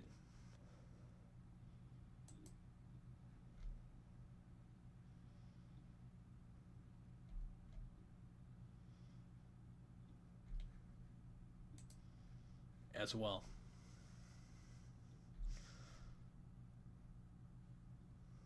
You rock, sir. Listen to you all the time. Wish I could. No, that's fine. You don't have to. I appreciate you being here. That's amazing. Thank you for being here and, being on my live streams and watching my videos. That's all I can ask for. Appreciate it. They update every hour or two, usually. I had a question about what time does the new weather service model come out. Usually updates around every hour. So this is 5Z, the 6Z is coming out right now, and let's see. Here's the new 6Z model, and it's still showing around 15 inches still there in eastern North Carolina. Snowfall totals have been cut down a little bit in central North Carolina due to the dry air. So if you're in the Raleigh area, we had a question about Raleigh earlier. It looks like you're now more into the 3 to 6 inch variety snow. More than, earlier on it was showing more than 6 inches. While that still could be possible, the National Weather Service in the Raleigh area has lowered the totals here briefly to 3 to 6 inches instead of 6 inches plus. And that could be due to that dry air sticking around a little bit longer, like we were talking about. If it sticks around a little bit longer, then those snowfall totals could kind of decrease a little bit. And when you do subscribe, folks, make sure you turn on the post notification bell. Turn on the bell so you are notified for when my videos are posted. We post videos late morning, early afternoons, usually around noon or so. And then I do evening videos typically around 6 o'clock. So that's what we do. Noon and about 6 on average, kind of around that ballpark.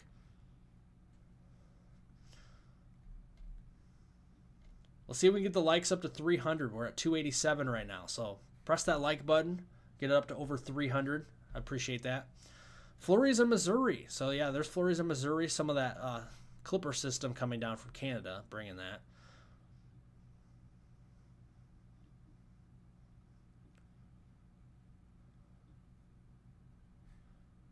The Gastonia area.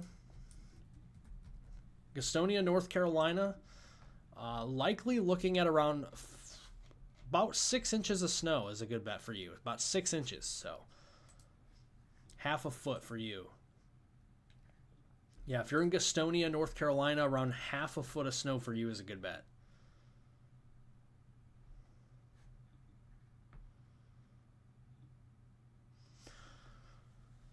Been a long time. I own a landscape material supply company, so it changes my work plans for this week. Okay, well, that's cool. So hopefully my weather forecasts help you out in that regard to getting you the information you need about the weather, for your job. That's important.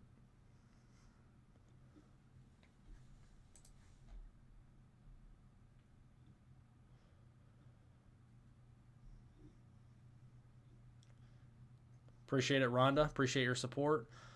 Let's see. Can you also check Gibson, Georgia? I sure can. So let's look at the Gibson, Georgia region for snow. And yeah, we're looking at around 3 to 5 inches of snow for the Gibson, Georgia area. Okay, so eastern Georgia, a lot of eastern Georgia going to see some accumulating snow. Northeast Georgia especially. Looks like around 3 to 5 inches of snow is a good bet for you.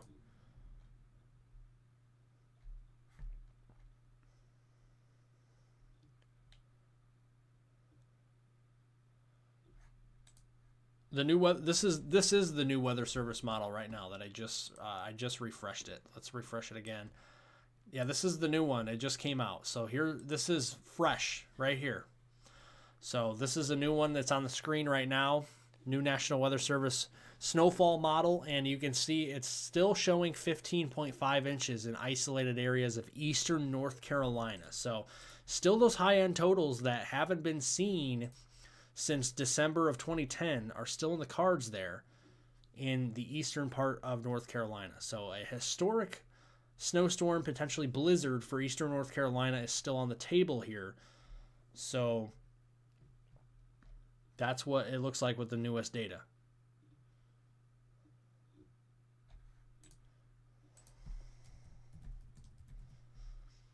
Darlington.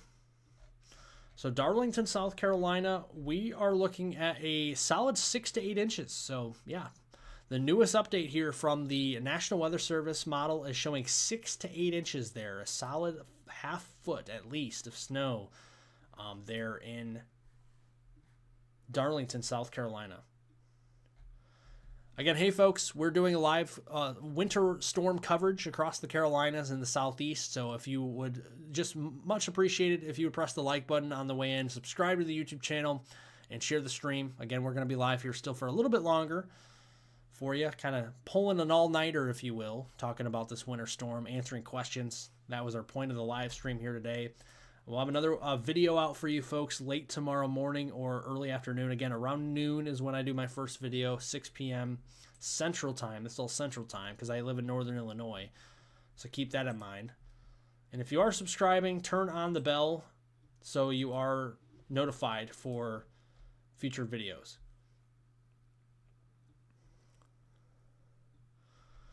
When's it start to snow in Raleigh? It looks like it begins to snow in Raleigh in the afternoon mainly. So afternoon, especially around 2, 3 o'clock, it really starts to get going. And that is, again, due to some dry air. It would start sooner if the dry air,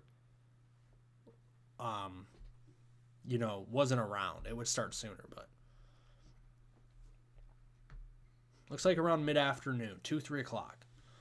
It could start sooner, maybe, but it looks like 2 or 3 o'clock for the steady snowfall there. Again, if we look at the latest HRRR model here, and this is for visibility. The visibility here is going to be dropping significantly across the Outer Banks of the Carolinas here. Really tomorrow, late afternoon, early evening is kind of the peak of this winter storm. And these visibilities could be near zero. Look at the minimum visibility, 0.01 on this map by about midnight tomorrow. So that's pretty much as close to whiteout conditions as you can get. That's what we can be seeing. Kelly, North Carolina. Thank you for answering my question. Absolutely. Thanks for being here. Appreciate it.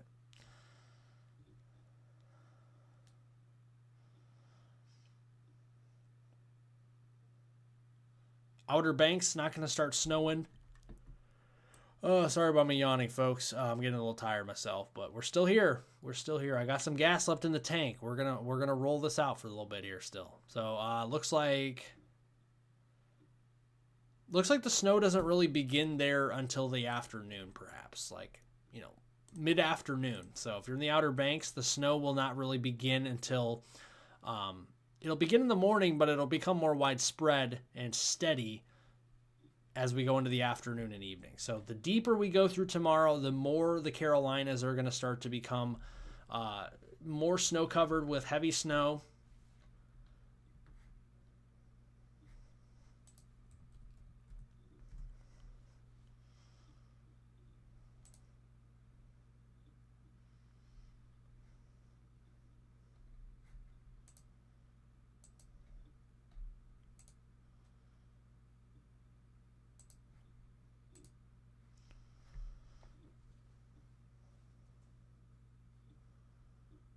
Yes, it will for sure snow in Raleigh. Yep, absolutely. It's 100% chance of snow tomorrow.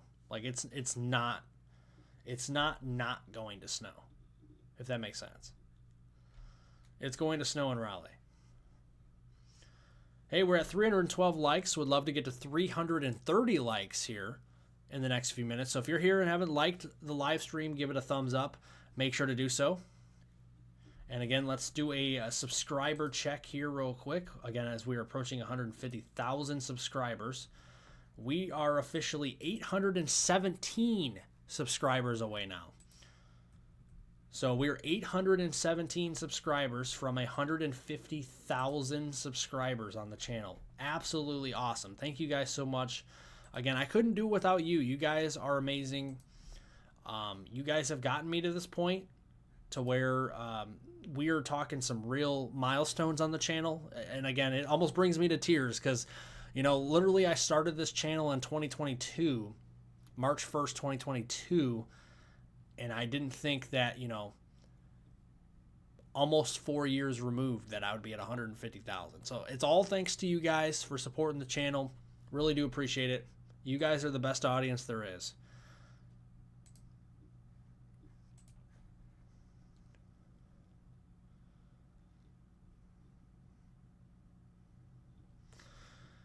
Is there a chance end up getting no snow on the outer? No, it's going to snow on the Outer Banks. That's where the heaviest snowfall has been showing up over the last few days, and that's exactly where we're going to see the snowfall going as we get into tomorrow afternoon. It's going to continue.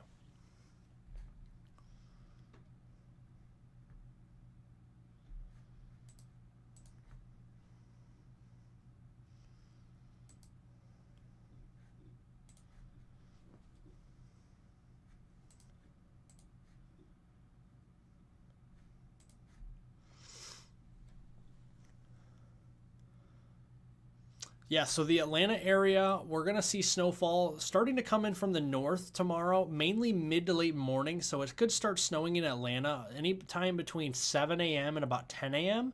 And it'll continue to snow there in Atlanta till around the early mid-afternoon. So it looks like between, I'd say 8 a.m. and about 2 p.m. is probably a good window for snow there. So about a 6-hour window or so, 8 a.m. to 2 p.m. is when we could start to see some snow there in Atlanta. Snowfall totals now, if we're talking snowfall totals, according to the latest National Weather Service model that has come out recently, this is the 6Z run of it. Atlanta looks like we could be seeing at most 2 inches. So we could be seeing 2 inches of snowfall accumulation in Atlanta, Georgia, between 8 a.m. and 2 p.m. tomorrow.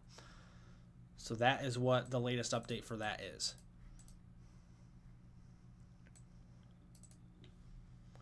On that. Exactly. Ice is worse. Snow is better. Snow is better. A lot more people like snow than ice. I don't know anybody. Does anybody in here actually like ice? I don't like ice. Ice is not fun. Snow is fun. The cold is not fun, depending on how cold it is. Like 20 degrees isn't bad, but minus 20, that's not fun. Ice is not fun. Minus 20 is not fun. Snow is fun.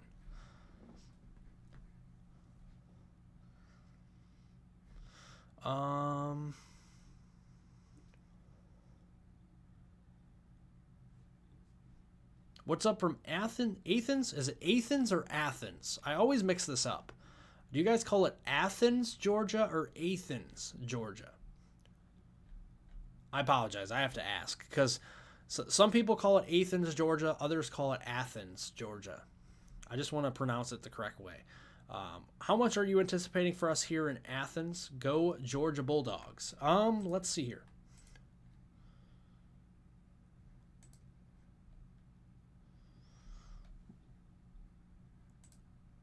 Let's see here. Sorry, I'm looking at other sources too, just to make sure I'm giving you an accurate forecast there. The Athens area, east of Atlanta, we're looking at a solid 3 to 6 inches. So you could see as much as a half foot of snow there. And a lot of this will be wrapping up tomorrow, late afternoon, early evening. But this is really going to be some good accumulating snow for the Athens area.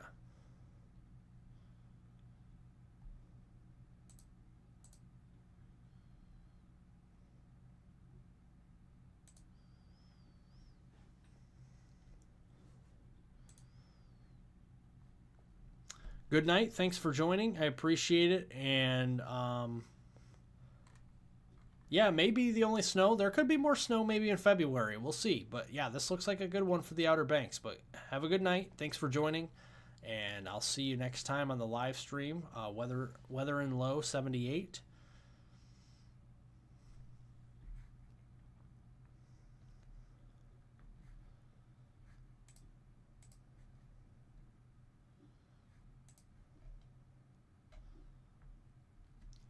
All right, guys, it's getting real now. We're 799 away from 150,000.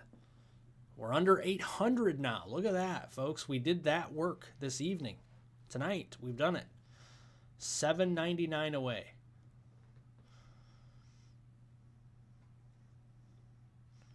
Ice is the worst, period. I agree. Nothing's worse than freezing rain, right? Honestly, I would take probably minus 40-degree wind chills over a half inch of ice. Would you guys agree?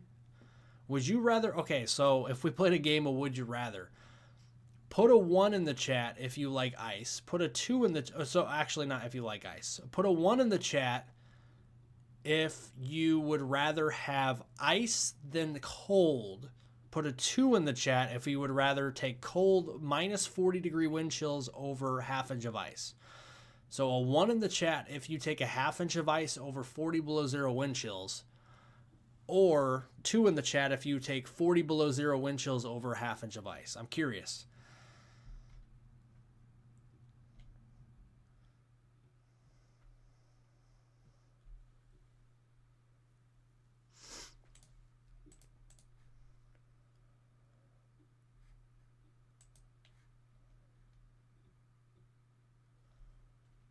So Kathy likes the cold over the ice. I can't disagree with her. I can't disagree with Kathy. I think that really, Nightwolf, you take a half inch of ice over minus 40, negative 40 degree below zero wind chills, 40 below zero wind chills. You take over half inch of ice. 2.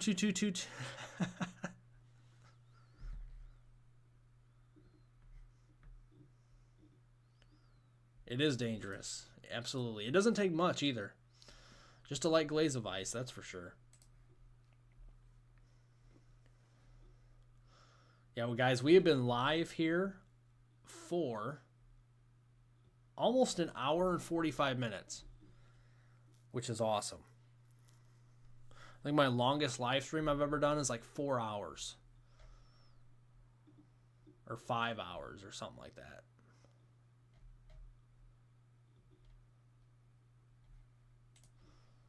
something like that.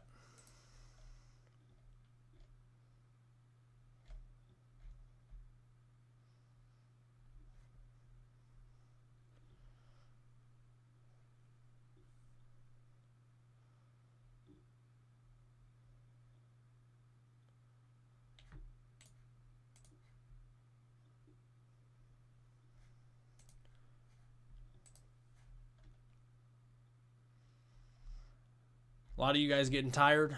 I know it is 1:36 a.m. Eastern time, and it's 12:36 a.m. Central time where I'm at in Northern Illinois. So you're welcome, Kathy. Thank you for being here. Again, folks, if you have not yet subscribed to the YouTube channel, first do that. Like the live stream, give it a thumbs up if you haven't done those two things. It's absolutely free to subscribe. You guys don't even have to pay a penny. It literally is free. It's free to subscribe to the YouTube channel. It's also free to go over to my Facebook page and follow me over there for additional weather information. So in case, like say for example, I have a video that comes out at noon and you're like, well, 2 o'clock in the afternoon, I've already watched your video, Hunter. I'm waiting for your evening video. Well, then you can go over there to Facebook to see if I've updated anything on there. I do some pretty decent updates on there, pretty detailed as well about like the polar vortex and such. So you can go follow me over there on Facebook. The link for the Facebook page is in the description here down below the live stream. And let me see if I can put that in the chat so you guys could follow me over there on Facebook. Okay.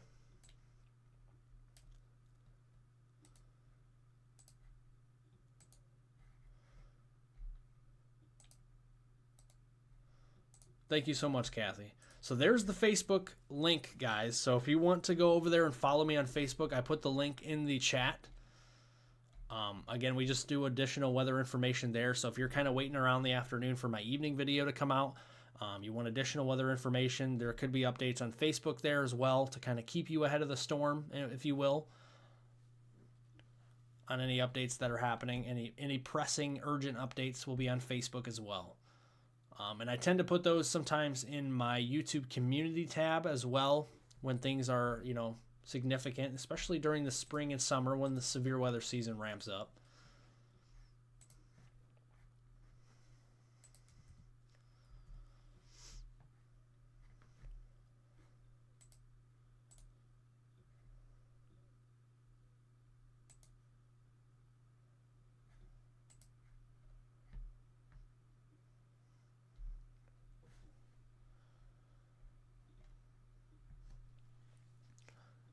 Yeah, power outages are not fun, especially in this cold. No way, no way.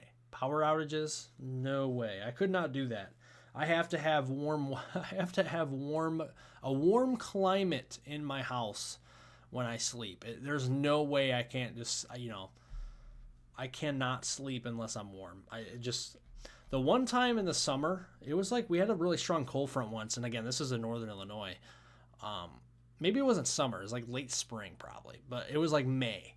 And we had like a really late frost, powerful cold front. It was like 80 degrees during the day. It dropped to like 35 at night. Of course, this isn't like the winter, but like it got cold. We lost power from a like severe thunderstorm. And that evening, we saw 35-degree wind chills and like frost. And we lost power for like 5 hours, and the house literally got down to like almost 60 degrees Fahrenheit. It was cold. It was cold in the house, and that's with the power being out for like 5 hours. It was a long night, and I could not sleep until the heat came back on, the power came back on. I think I went to bed, the power went out at like 11 p.m. that evening when the storm rolled through, the cold front came through, and then it got really cold. Temperatures crashed to like 35, and then like I want to say the power came on at like 4:30 in the morning. That's when I went to bed. So that's like, try go to bed at 4:30 in the morning and then waking up the next day at like 1 in the afternoon and being like missing half your day, and all because of a power outage that lasted literally 5 hours. And, try having it being like a Monday morning. I think it was like a Sunday or Monday when it happened too. It's such an odd day, and it was just, I don't know.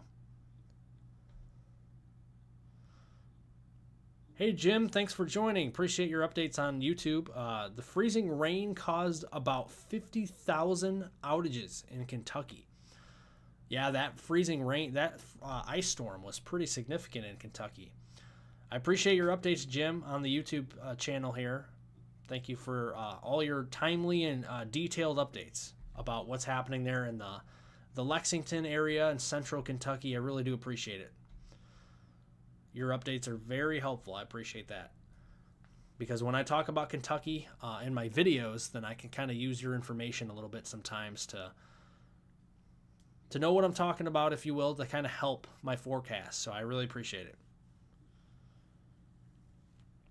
We have a wood stove. That's great if power goes out. Well, I live in town, so I can't have a wood stove. I mean, I guess I could, but I don't live in the country. I live in town, so a wood stove would be kind of out of the realm for inside a town here. But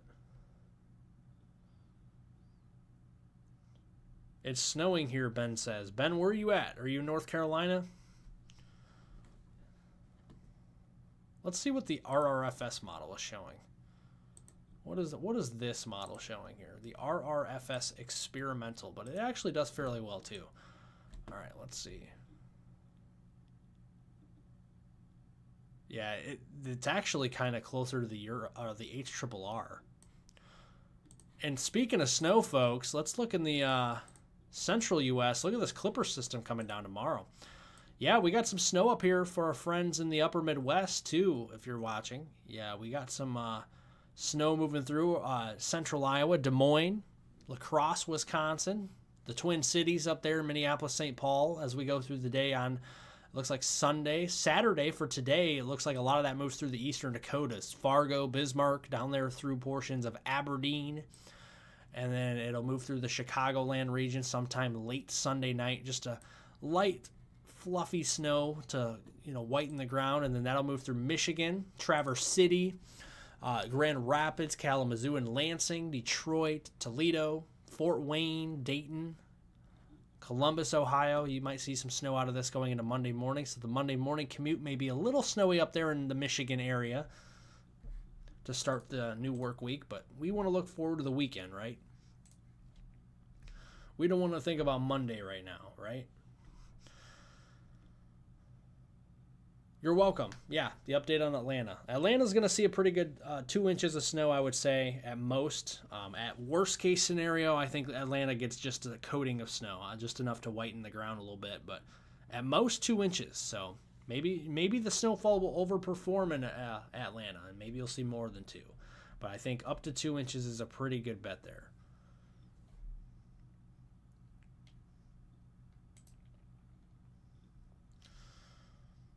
Hey folks, we're almost to 400 likes here on the live stream. So if you want to like the stream, still haven't done that yet, make sure to do so. And subscribe to the channel.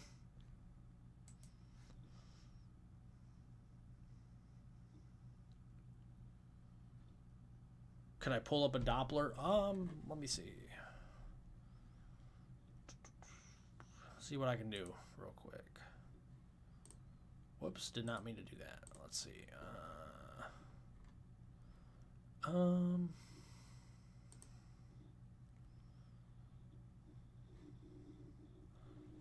trying.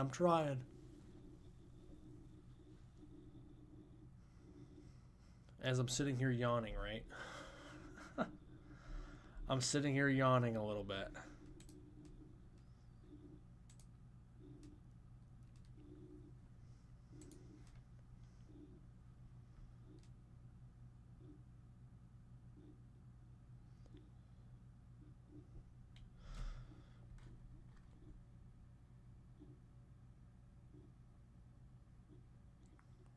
Well, the most accurate information we have here, what's happening right now in Western North Carolina, right at this second, just right there. So if I can, let me see.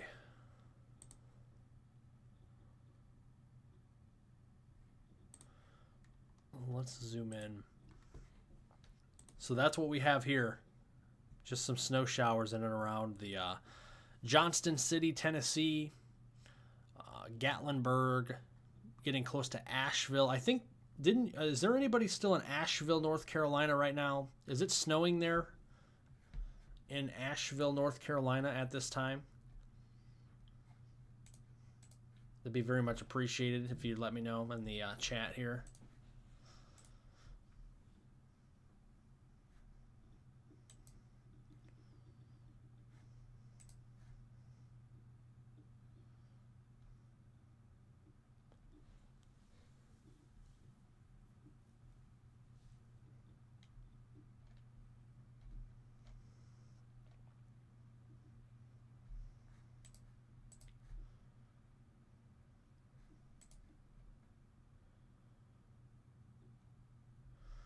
Hey, we got 330 people watching on this beautiful Saturday morning right now. And guys, guess what? This is the last day of January. Where did the other 30 days go already? Already 31 days into 2026, the last day of January. Next January, we'll be talking, it'll be 2027 after today. Crazy stuff. January flew by. January flew by. Now we're going to be moving into February tomorrow on Sunday.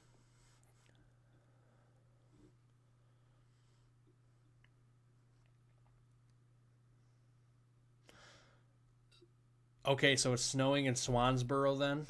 So thank you for the update there. That is helpful. So let's see. Okay, so yeah, okay. So it is, yes, it's snowing in the Outer Banks is what you're telling me. Swansboro, North Carolina, it's snowing. So there's the snow along the coast. So the model is picking that up. You blink, you miss it. It's right there, that little blue little blob right there along the coast of North Carolina and Swansboro. That's where the snow is right now.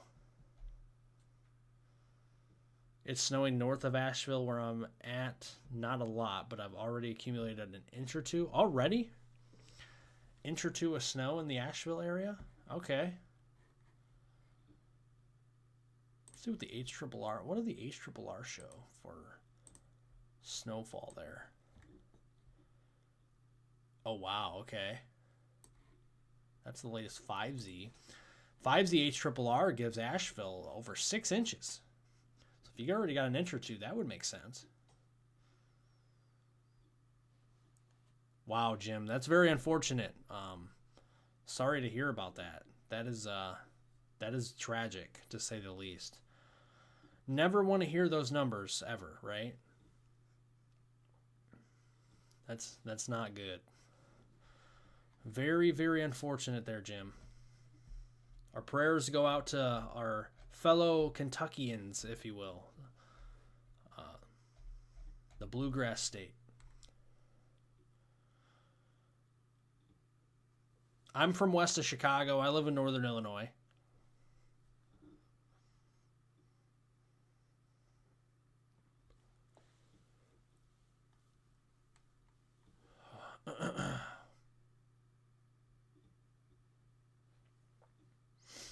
Yeah.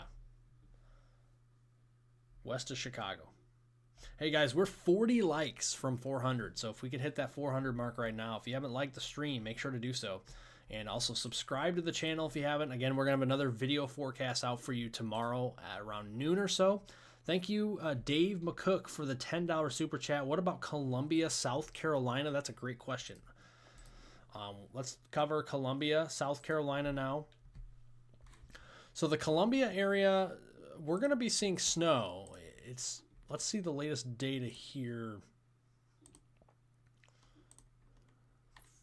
We'll look at the data because it's more, because the 6Z hasn't come out yet on the HRRR, so we'll look at the 0Z, but we'll look at the newest data for snowfall that is fresh on the presses here. But we can see the snowfall picking up in the Columbia region up to Greenville. But yeah, Columbia in general around daybreak or just shortly thereafter on Saturday. And that snowfall could come down heavy throughout the morning and into the afternoon. And it won't really be wrapping up in Columbia until about midnight, 11 p.m. or midnight there, going into either very late this Saturday evening or early Sunday morning. So, and for snowfall totals into the Asheville. I keep saying Asheville, and I mean Columbia,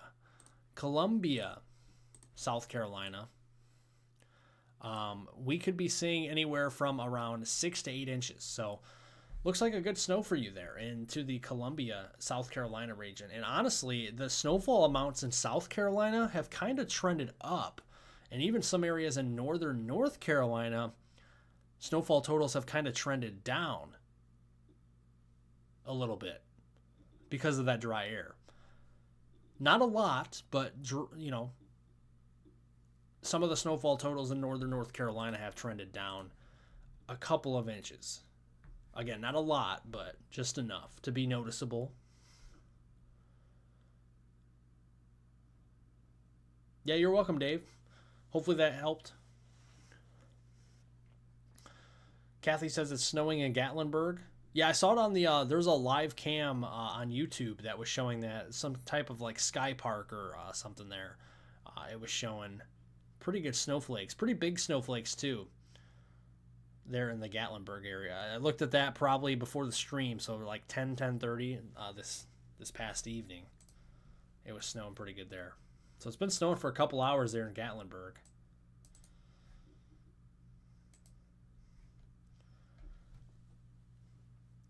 Would you guys come back to my streams if I do more frequent streams for weather events, for like storms, winter storms, ice storms, severe weather setups, flooding events, Arctic blasts, stuff like that? Like, would you guys come back to my streams if I did more frequent live streams in the future? Kind of hang out, kind of late night hang out, especially on the weekends and stuff. Like if there's a storm on the weekend, we can like hang out, you know, Friday night, Saturday night, something like that. Talk about the weather.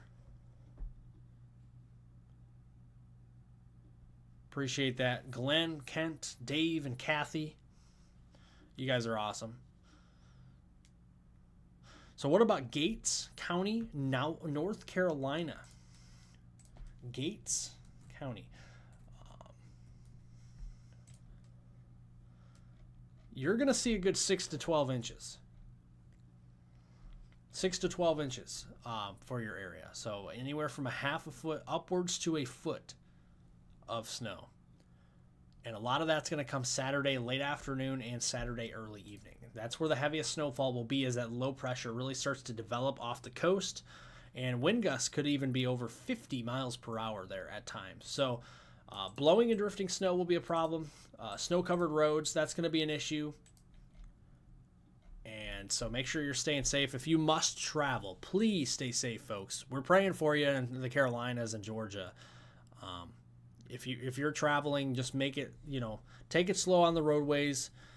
And if you know anybody that's going to travel, just, you know, send them a text and just say, you know, please travel safely to your destination. You know, let me know, like, you know, say your name's Tom, and you're just like, you know, let Tom know, where you're going, and also just say, text me when you get to your destination. That's the best way to, reassure someone that you're safe, like once you get to your destination in times like these where you get big winter storms and heavy snow, that way they know you're safe, stuff like that.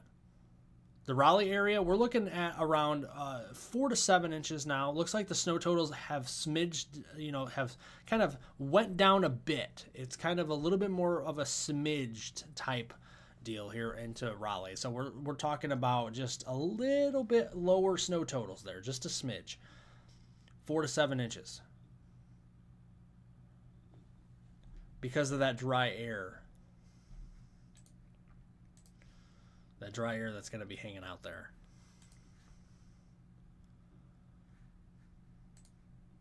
Yep, snowfall for Burlington, North Carolina. Yep, that's going to happen.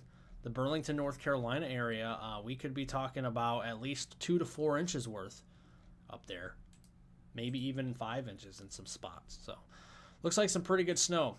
Guys, guess what? We are 729 subscribers away from 150,000. Again, if you have not subscribed to my YouTube channel here, make sure to do so. We're going to do another video forecast for you tomorrow, likely 2 videos tomorrow.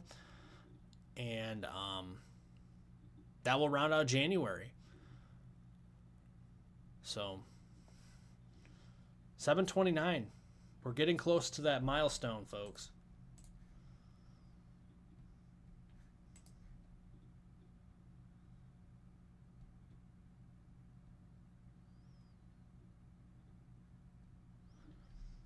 The Swansboro area, the snowfall is gonna, you guys should see the snow on the ground for a while. With the heavy snow that you're gonna be seeing up there in Swansboro, I think you guys could be seeing the snow on the ground for maybe, I can look at our temperatures ahead. The latest, let's look together. Let's look at the latest European model here.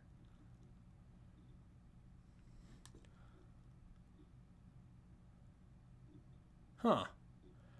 Yeah, I've been seeing this for the past few days. That northwest flow, fast flow out of Canada, going to bring a lot of cold air down, but also clipper systems with snow every couple of days there in early February, that first week. And the Mid-Atlantic could see some snow heading into maybe maybe a week from today. Pennsylvania, we could be talking about that. Again, that's far out a little bit, but keeping an eye on it. Hey, look at that, guys. I know this is 360 hours out. Don't throw all your money in one hat here, but if I were to say that by the middle of February we could see snow again in eastern Tennessee, North Carolina, and upstate South Carolina, what would you say if that did happen? Again, this is going to change 1.5 million times, but it's showing it at the end of the run, which means there's cold enough air here. Yeah, look at that. Interesting. What's the GFS showing just to see? Wow, okay. I just went over to the GF. What the heck is happening on the GFS model? Let's look at this real quick. What in the world? What in the world is the GFS model doing right now? There's the cold air this weekend. Falling iguanas, folks. Falling iguanas. Falling iguanas in Florida, folks, this weekend, especially Sunday morning. Our temperature anomalies Sunday morning down to Miami could be 40 degrees below normal. That's wild. And then as we go here, we got a moderating trend, a little bit more Arctic air going into the middle of next week. Mild air. Here comes another blast of Arctic air for the Northeast going into next weekend, according to the GFS. And then just what the heck is going on the GFS model? I think the GFS is, wow. Look at that. This is over 300 hours out, so don't take, this verbatim. But the GFS model wants to drop the hammer again on the central and eastern U.S. east of the Rockies. With, look at this, all this pink and purple. This is Arctic air. Let's see how cold that is here. Oh boy. Yeah, that's some serious stuff. Man, that's showing 70 below zero up in Manitoba. I don't know about that, but the GFS model has been kind of wacky this year. That would be insane. 70 below zero in Manitoba, and where is the polar vortex at with this thing? The heck is going on here? Oh, there it is. There's the tropospheric polar vortex showing up on the GFS. What the heck? Sorry. I don't know what. Okay, so there's high latitude blocking up there near north in Alaska, forcing all the cold air down and around. Wow, that's quite a setup there. And we look at the stratosphere now. If I can look at that. And the stratospheric polar vortex would be where there's the split, folks. You got one lobe in Europe, like we mentioned, and one lobe over North America. The GFS has caught on to that.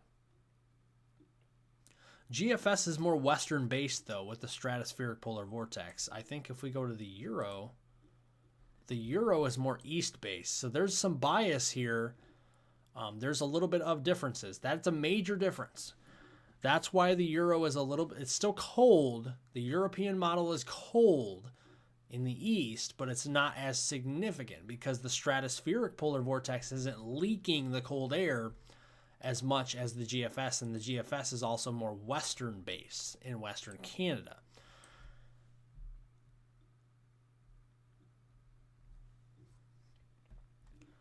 So if the GFS is right, the stratospheric polar vortex would be working in our favor for cold air source. So now let's look at the precipitation with this now. Again, we're not going to be doing any big forecasts on here. We're just kind of just looking at a model, okay? This is just one weather model for fun. A lot of clipper systems coming down through the Midwest there in the Ohio Valley. Oh, boy. Oh, man. Why am I showing this model? The GFS is... What is happening? All right, let's do a side-by-side here. What the heck is going on? I'm sorry, folks. We're out of it now. It's late. We're looking at weather models, what I call fantasy land of weather models here.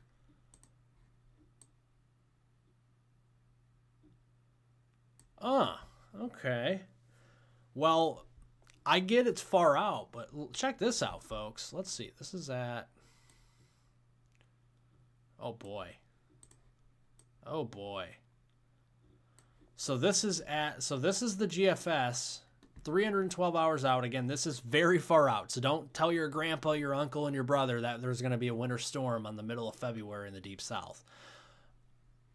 This is just for fun looking at this weather model, okay? So don't be saying, you know, hey Charlie, come over here and look at this. This is going to happen. No. This is not a forecast, folks. This is me simply looking here at the fantasy runs of the GFS and European model, okay? Look at the southeast for the GFS if this happened. Oh my goodness. This would be another major blockbuster snowstorm on the evening of February 12th.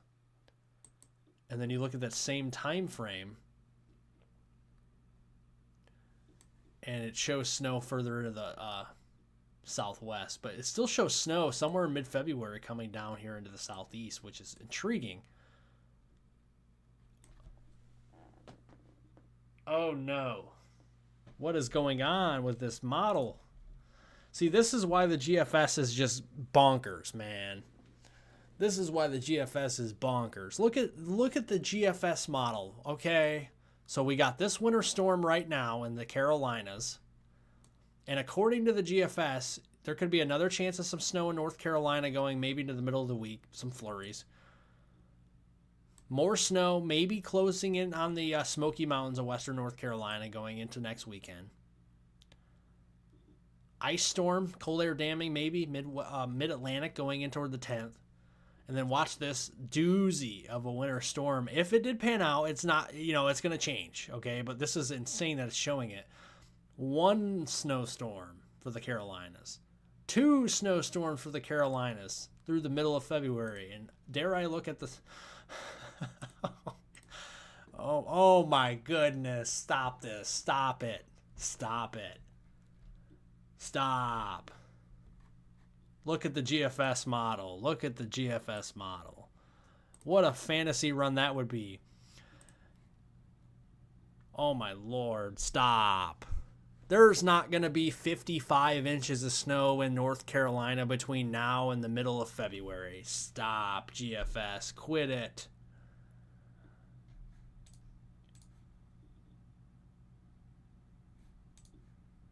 Stop it. Stop it. This model's so bad. It's so bad. This is what I'm talking about, guys. There's not going to be no 55 inches in Charlotte. There sure ain't going to be no 40 inches in Columbia or 35 inches in Atlanta. What the heck is going on? And come on. And people are using this model.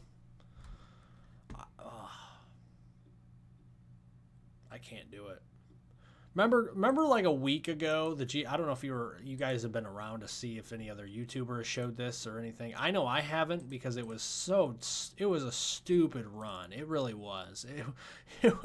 It showed the Ohio Valley, like Cincinnati, getting like 80 inches of snow with one storm, the GFS model, and then like the very next run you saw nothing but white. The white means no snow, so like it went from 80 inches on say like the 18Z into the 0Z. It showed nothing the very next run, like like 4 hours later. Like, just stop this GFS model. My goodness. What a useless model in the wintertime. This model is just so bad. I'm sorry.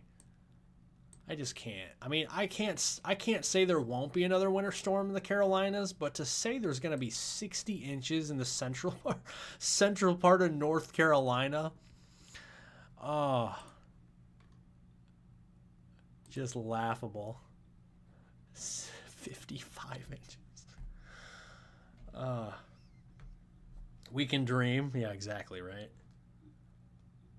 We're just hanging out at this point.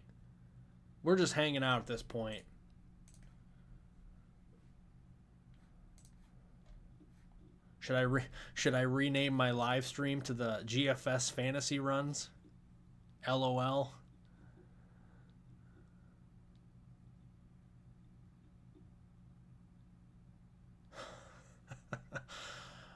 Thank you, Educated Redneck, for the $5 super chat. What's the chance of the dry slot happening in just south of Raleigh? And if so, how much it will?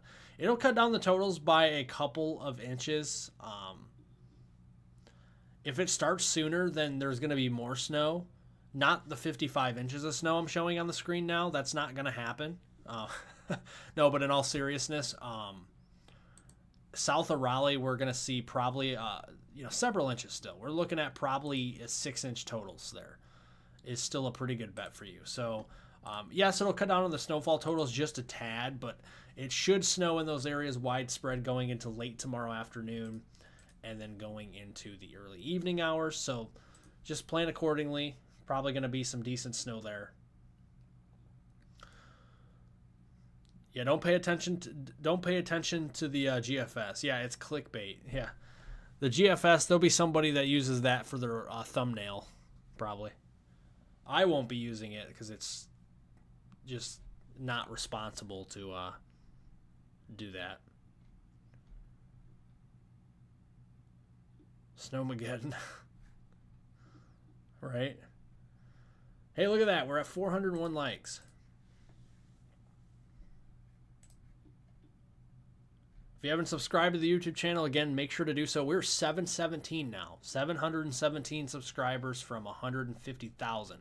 Big milestone coming up. We're just 717 away.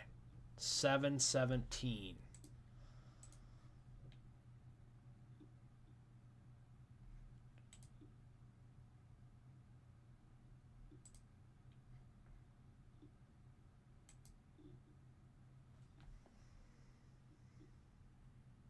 How long have we been live?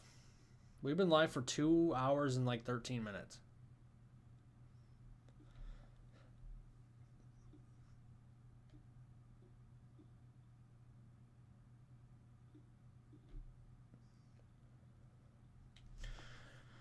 Yeah, this is, I can say that wholeheartedly that this is probably one of the best hangout, weather hangout type of live streams, kind of, more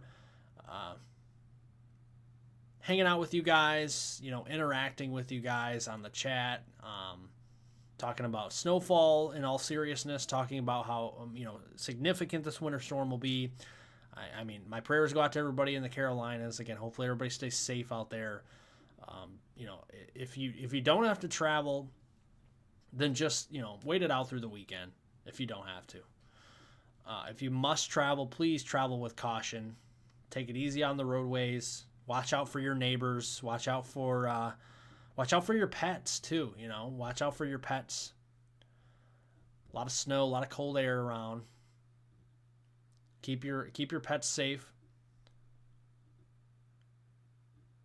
No, I wish. I don't think we're gonna hit 1 million subscribers this year. That would be pretty awesome, but that would require people subscribing to my YouTube channel literally starting right now through like December, like 100,000 people like every month. So I don't think that's gonna happen. It'd be amazing, but I don't think that's gonna happen. But I appreciate your support nonetheless. The goal, though, is 100, or, the goal is 1 million subscribers at some point down the road.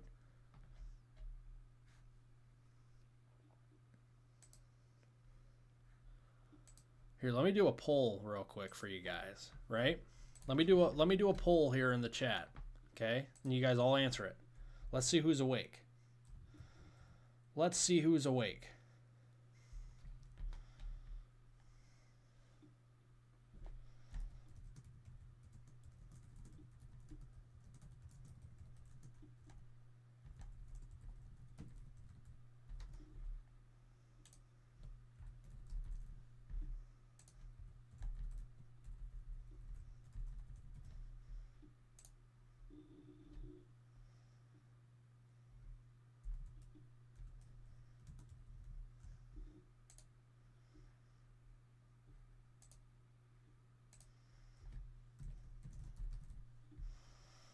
All right.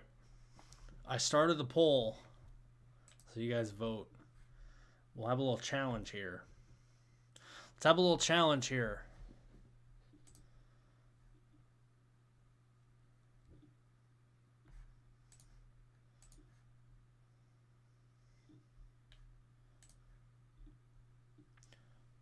A lot of people think... Oh, it's still going. We got a poll going here in the chat.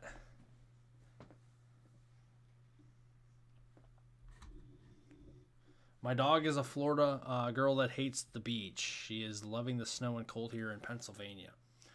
Well, cool. Glad your dog's having a good time in the snow. Tonight, for sure. I'd have to be live till like 5 a.m. I can't be live that long. I need sleep. I got to do a video for you folks tomorrow. And for me to get accurate weather information, I gotta have a bright mind going into tomorrow. Let's see here. We got 29 votes and we got 329 people watching. What's up with that? What's up with that? Everybody's sleeping. That's what's happening, right? Does that mean I got to hang up the live stream because 329 people are sleeping right now on the chat, on the live stream? Next week, I appreciate your guys' accuracy the way it's looking. Because it sure ain't going to be tonight the way it's looking. I can't stay up till 5 a.m. trying to see if I can get to 150,000. If I wake up tomorrow and I hit 150,000, that'd be pretty crazy. Oh, now we're tied between tonight and next week.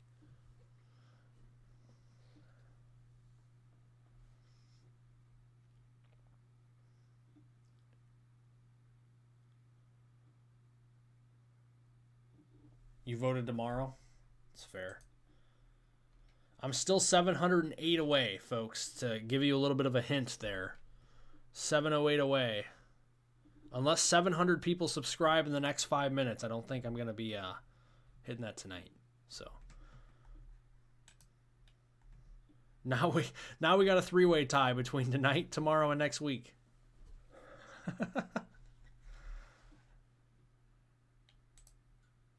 Oh my goodness. All right, so I'll end the poll now. Here's the results, folks. This is what you voted for. 33%. The majority says tonight.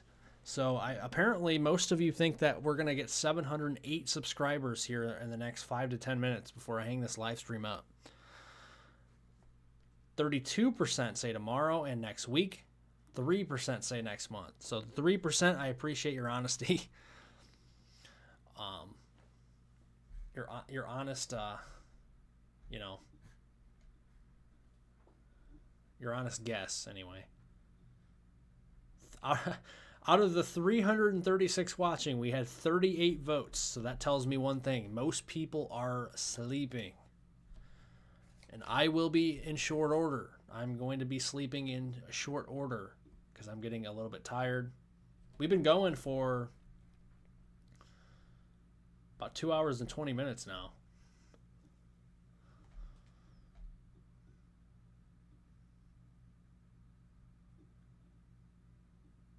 School's been canceled until Tuesday so far. I'm probably going to be here all week seeing if we're getting more days off. I appreciate your support, Empire. Summertime, I only do air conditioning at night. I turn my air conditioning off. There you go. Yes, February is Sunday. February 1st is Sunday. 2026. February 2026 starts Sunday. The weather is going to be snowy in Atlanta. I think we could be seeing an inch or two of snow in Atlanta as we go into tomorrow. So, yeah, if you're in Atlanta and areas east, especially Atlanta and then east toward Athens, we could be seeing in Augusta. Athens and Augusta, Georgia, that's where we could be seeing several inches of snow, perhaps up to 6 inches in northeast Georgia there in some spots are possible. More isolated there in northeast Georgia, but some 6-inch totals cannot be ruled out heading into tomorrow and early Sunday. It's 5 degrees and I have my AC on because I live on the 15th floor and the heat is off. Heat is off the charts in this building. It's morning, so tonight, Saturday, you should reach it. Thank you so much, Tina. I hope so. That'd be awesome.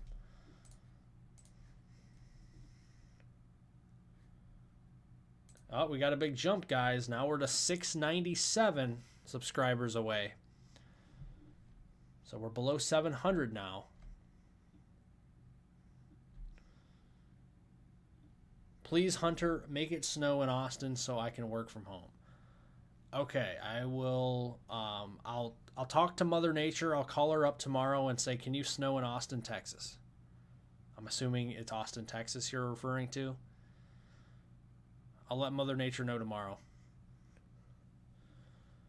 She's sleeping. Mother Nature's sleeping right now. She's tired like the rest of us. Cyber Will, thanks for the $4 super chat. Appreciate you being here, hanging out with us here on the weather stream. All right, I got another poll coming your way for the 32 people who respond here. So let me 32 people are probably going to vote here, but hey, we're doing a poll. This is an interactive live stream. So here we go.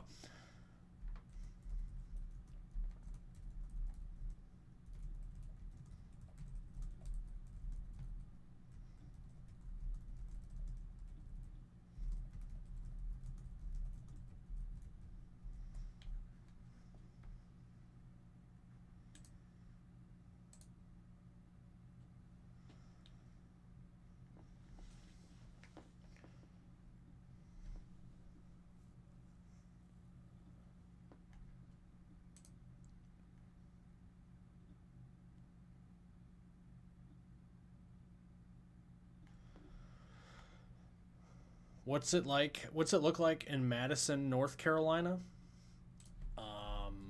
I don't know. What does it look like in Madison, North Carolina? I live in Northern Illinois. No, I'm just playing.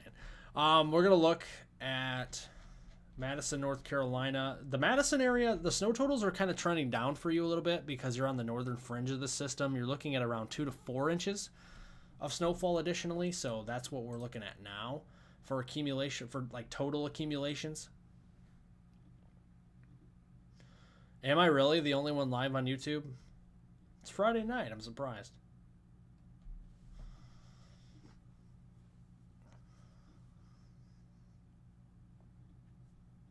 Oh, so instead of 32 votes, I overachieved. I said 26 now.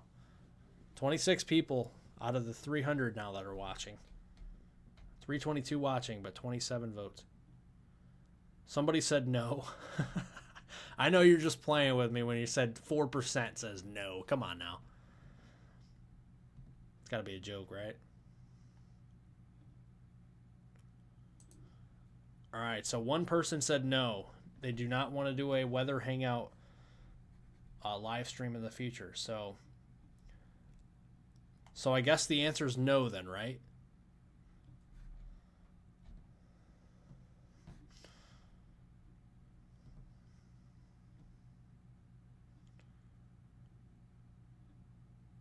I don't know what that means. Nobody is forecasting at this moment. Oh, are you talking about like nobody's live right now?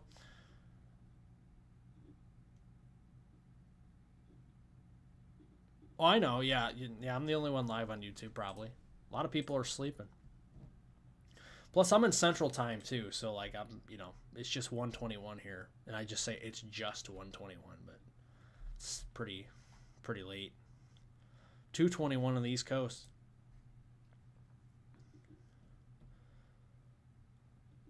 Who's the one who voted no then? Anybody in the chat who voted no? Was that just a joke or what?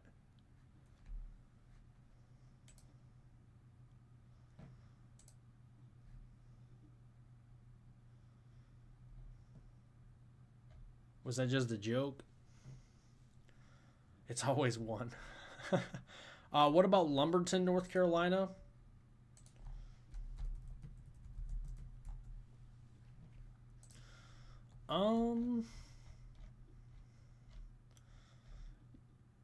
Yeah, you're looking at a good 6 to 9 inches. So, at least a half a foot of snow for you in the Lumberton area. So that's looking pretty good. If you like snow there.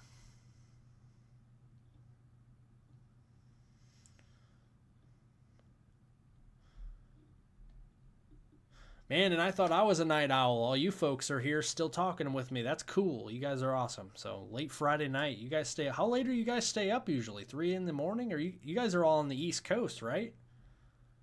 Is anybody watching from Central or Western, Mountain Time or West Coast time?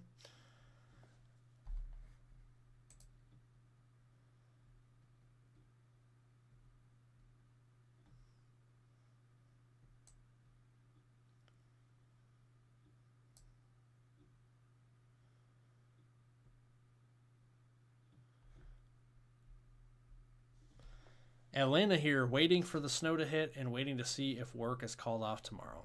Well, maybe, Tommy.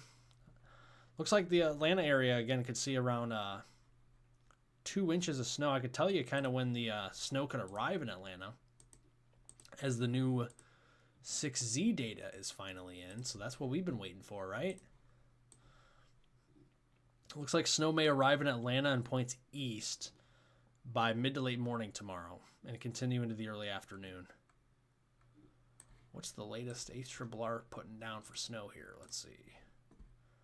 Man, look at that HRRR model of 6Z coming in hot there for South Carolina. Coming in with a foot in eastern South Carolina. That's the latest HRRR. So actually the snowfall has increased. The snowfall models, according to the latest HRRR models, has increased for South Carolina and further south into South Carolina, and has decreased a lot in northeastern and northern North Carolina with that dry slot. Man, that dry slot's going to be a tricky one going into the weekend. A lot of people are going to be surprised by that dry slot keeping the snow away for a majority of the afternoon tomorrow there in parts of.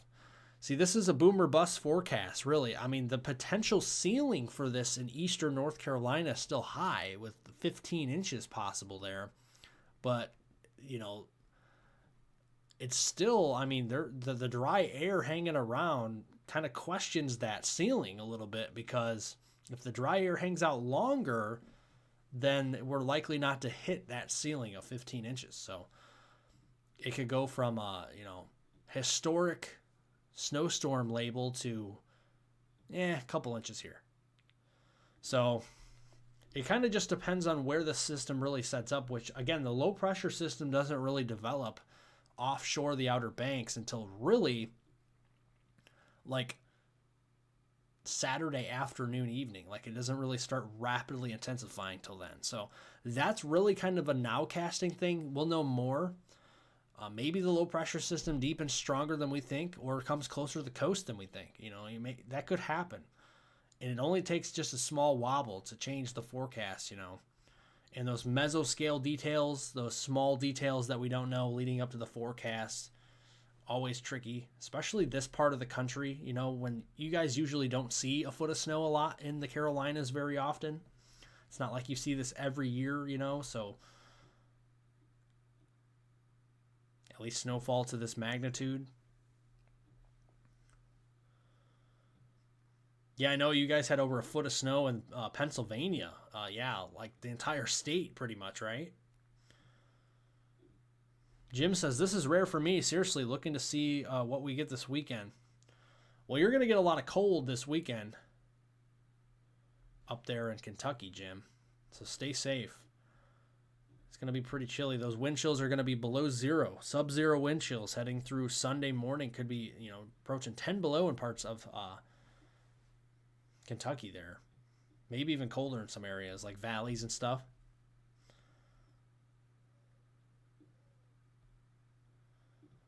Yeah, I know, Lisa. Yeah, more worried about temperature and losing power with winds. Hopefully the power stays on for you folks down there. You guys in the Carolinas went through enough with Hurricane Helene. You guys don't need any more. You guys don't need any more big storms.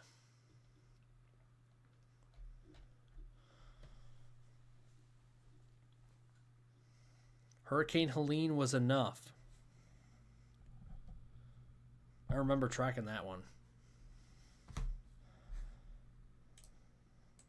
Like, I wasn't live for it, tracking it, but it was a big one. It was a big hurricane.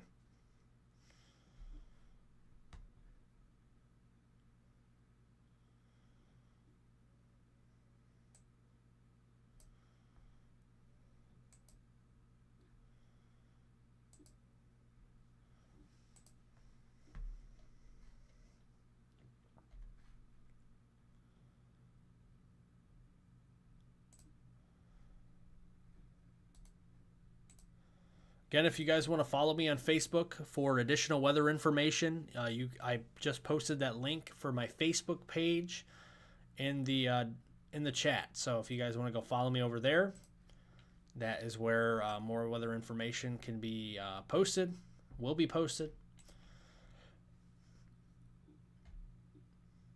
Can we get this at the very least? So now I know, since we're not going to hit 150,000 subscribers tonight on the stream, which I was hoping for, but I don't think we're going to. Let's get the likes up to 500 at least, would be awesome. At least halfway to 1,000. That'd be cool. That would make me happy. So if we can get up to 500 likes here, I would feel accomplished for tonight.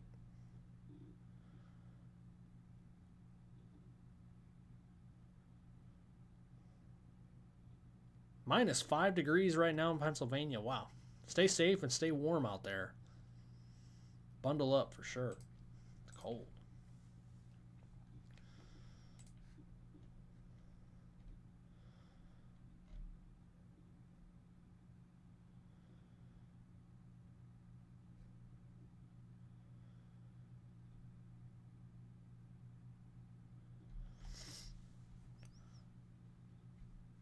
I think a lot of people are watching right now and sleeping. Well, they're sleeping right now.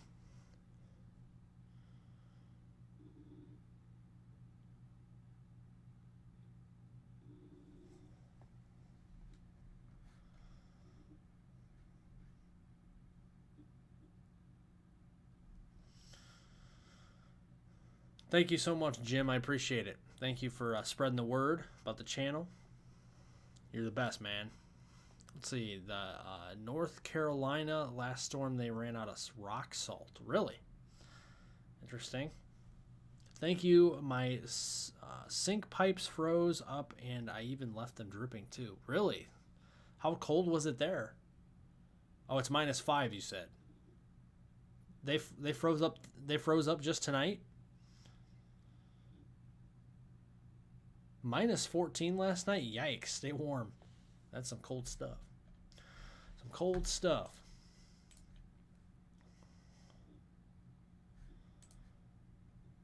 Yeah, we're still 600 plus away from 150,000. So we ain't gonna hit it tonight, but hey, we got closer. So appreciate all the new subscribers who've subscribed to the channel. We're gonna have another video forecast out for you tomorrow. So thanks for joining, everybody. The weather hangout live stream here tonight. I gotta leave here in about a minute or two. I gotta go get some sleep. I've been awake since 7 o'clock this morning. I was putting together my video for a few hours. I'm tired. I had to do some things this morning, and got a late lunch today, and now I'm up after 1 a.m., almost 2 a.m. now, Central Time. And I know it's almost 3 a.m. Eastern. So I really do appreciate y'all being here. You guys support the channel endlessly, and I really do appreciate it with the kindness of my heart. I really do.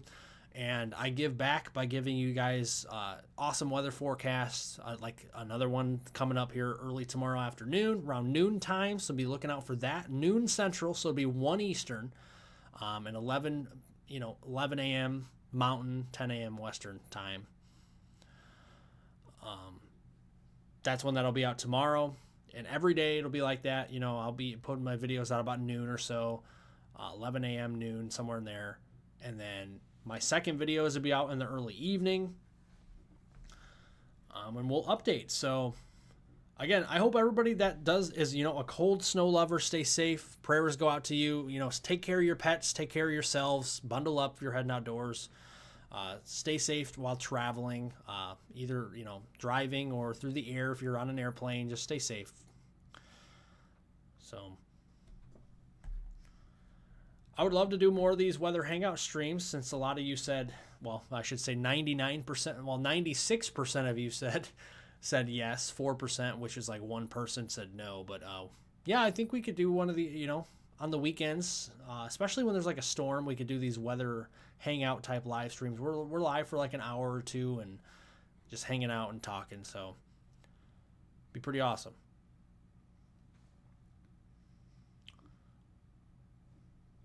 Thank you, Kathy and Tina and Carol, Empire, Rick Ross, the original Rick Ross, Lisa, Karen, Devin. Thank you to Jim.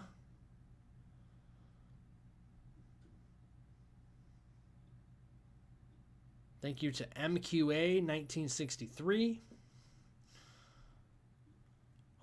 And everybody else who have joined this evening. Steven. You guys are awesome. Lots of great people out there. Again, we're going to do a weather forecast for you tomorrow. We'll update you on the long range too. We're going to go into detail with the polar vortex tomorrow, I think a little bit more, and talk about what's to come potentially in the middle and end of February. My February outlook will be out on Sunday, okay? So that is the plan, because it's a good timing, because we're going to be talking more about this winter storm tomorrow.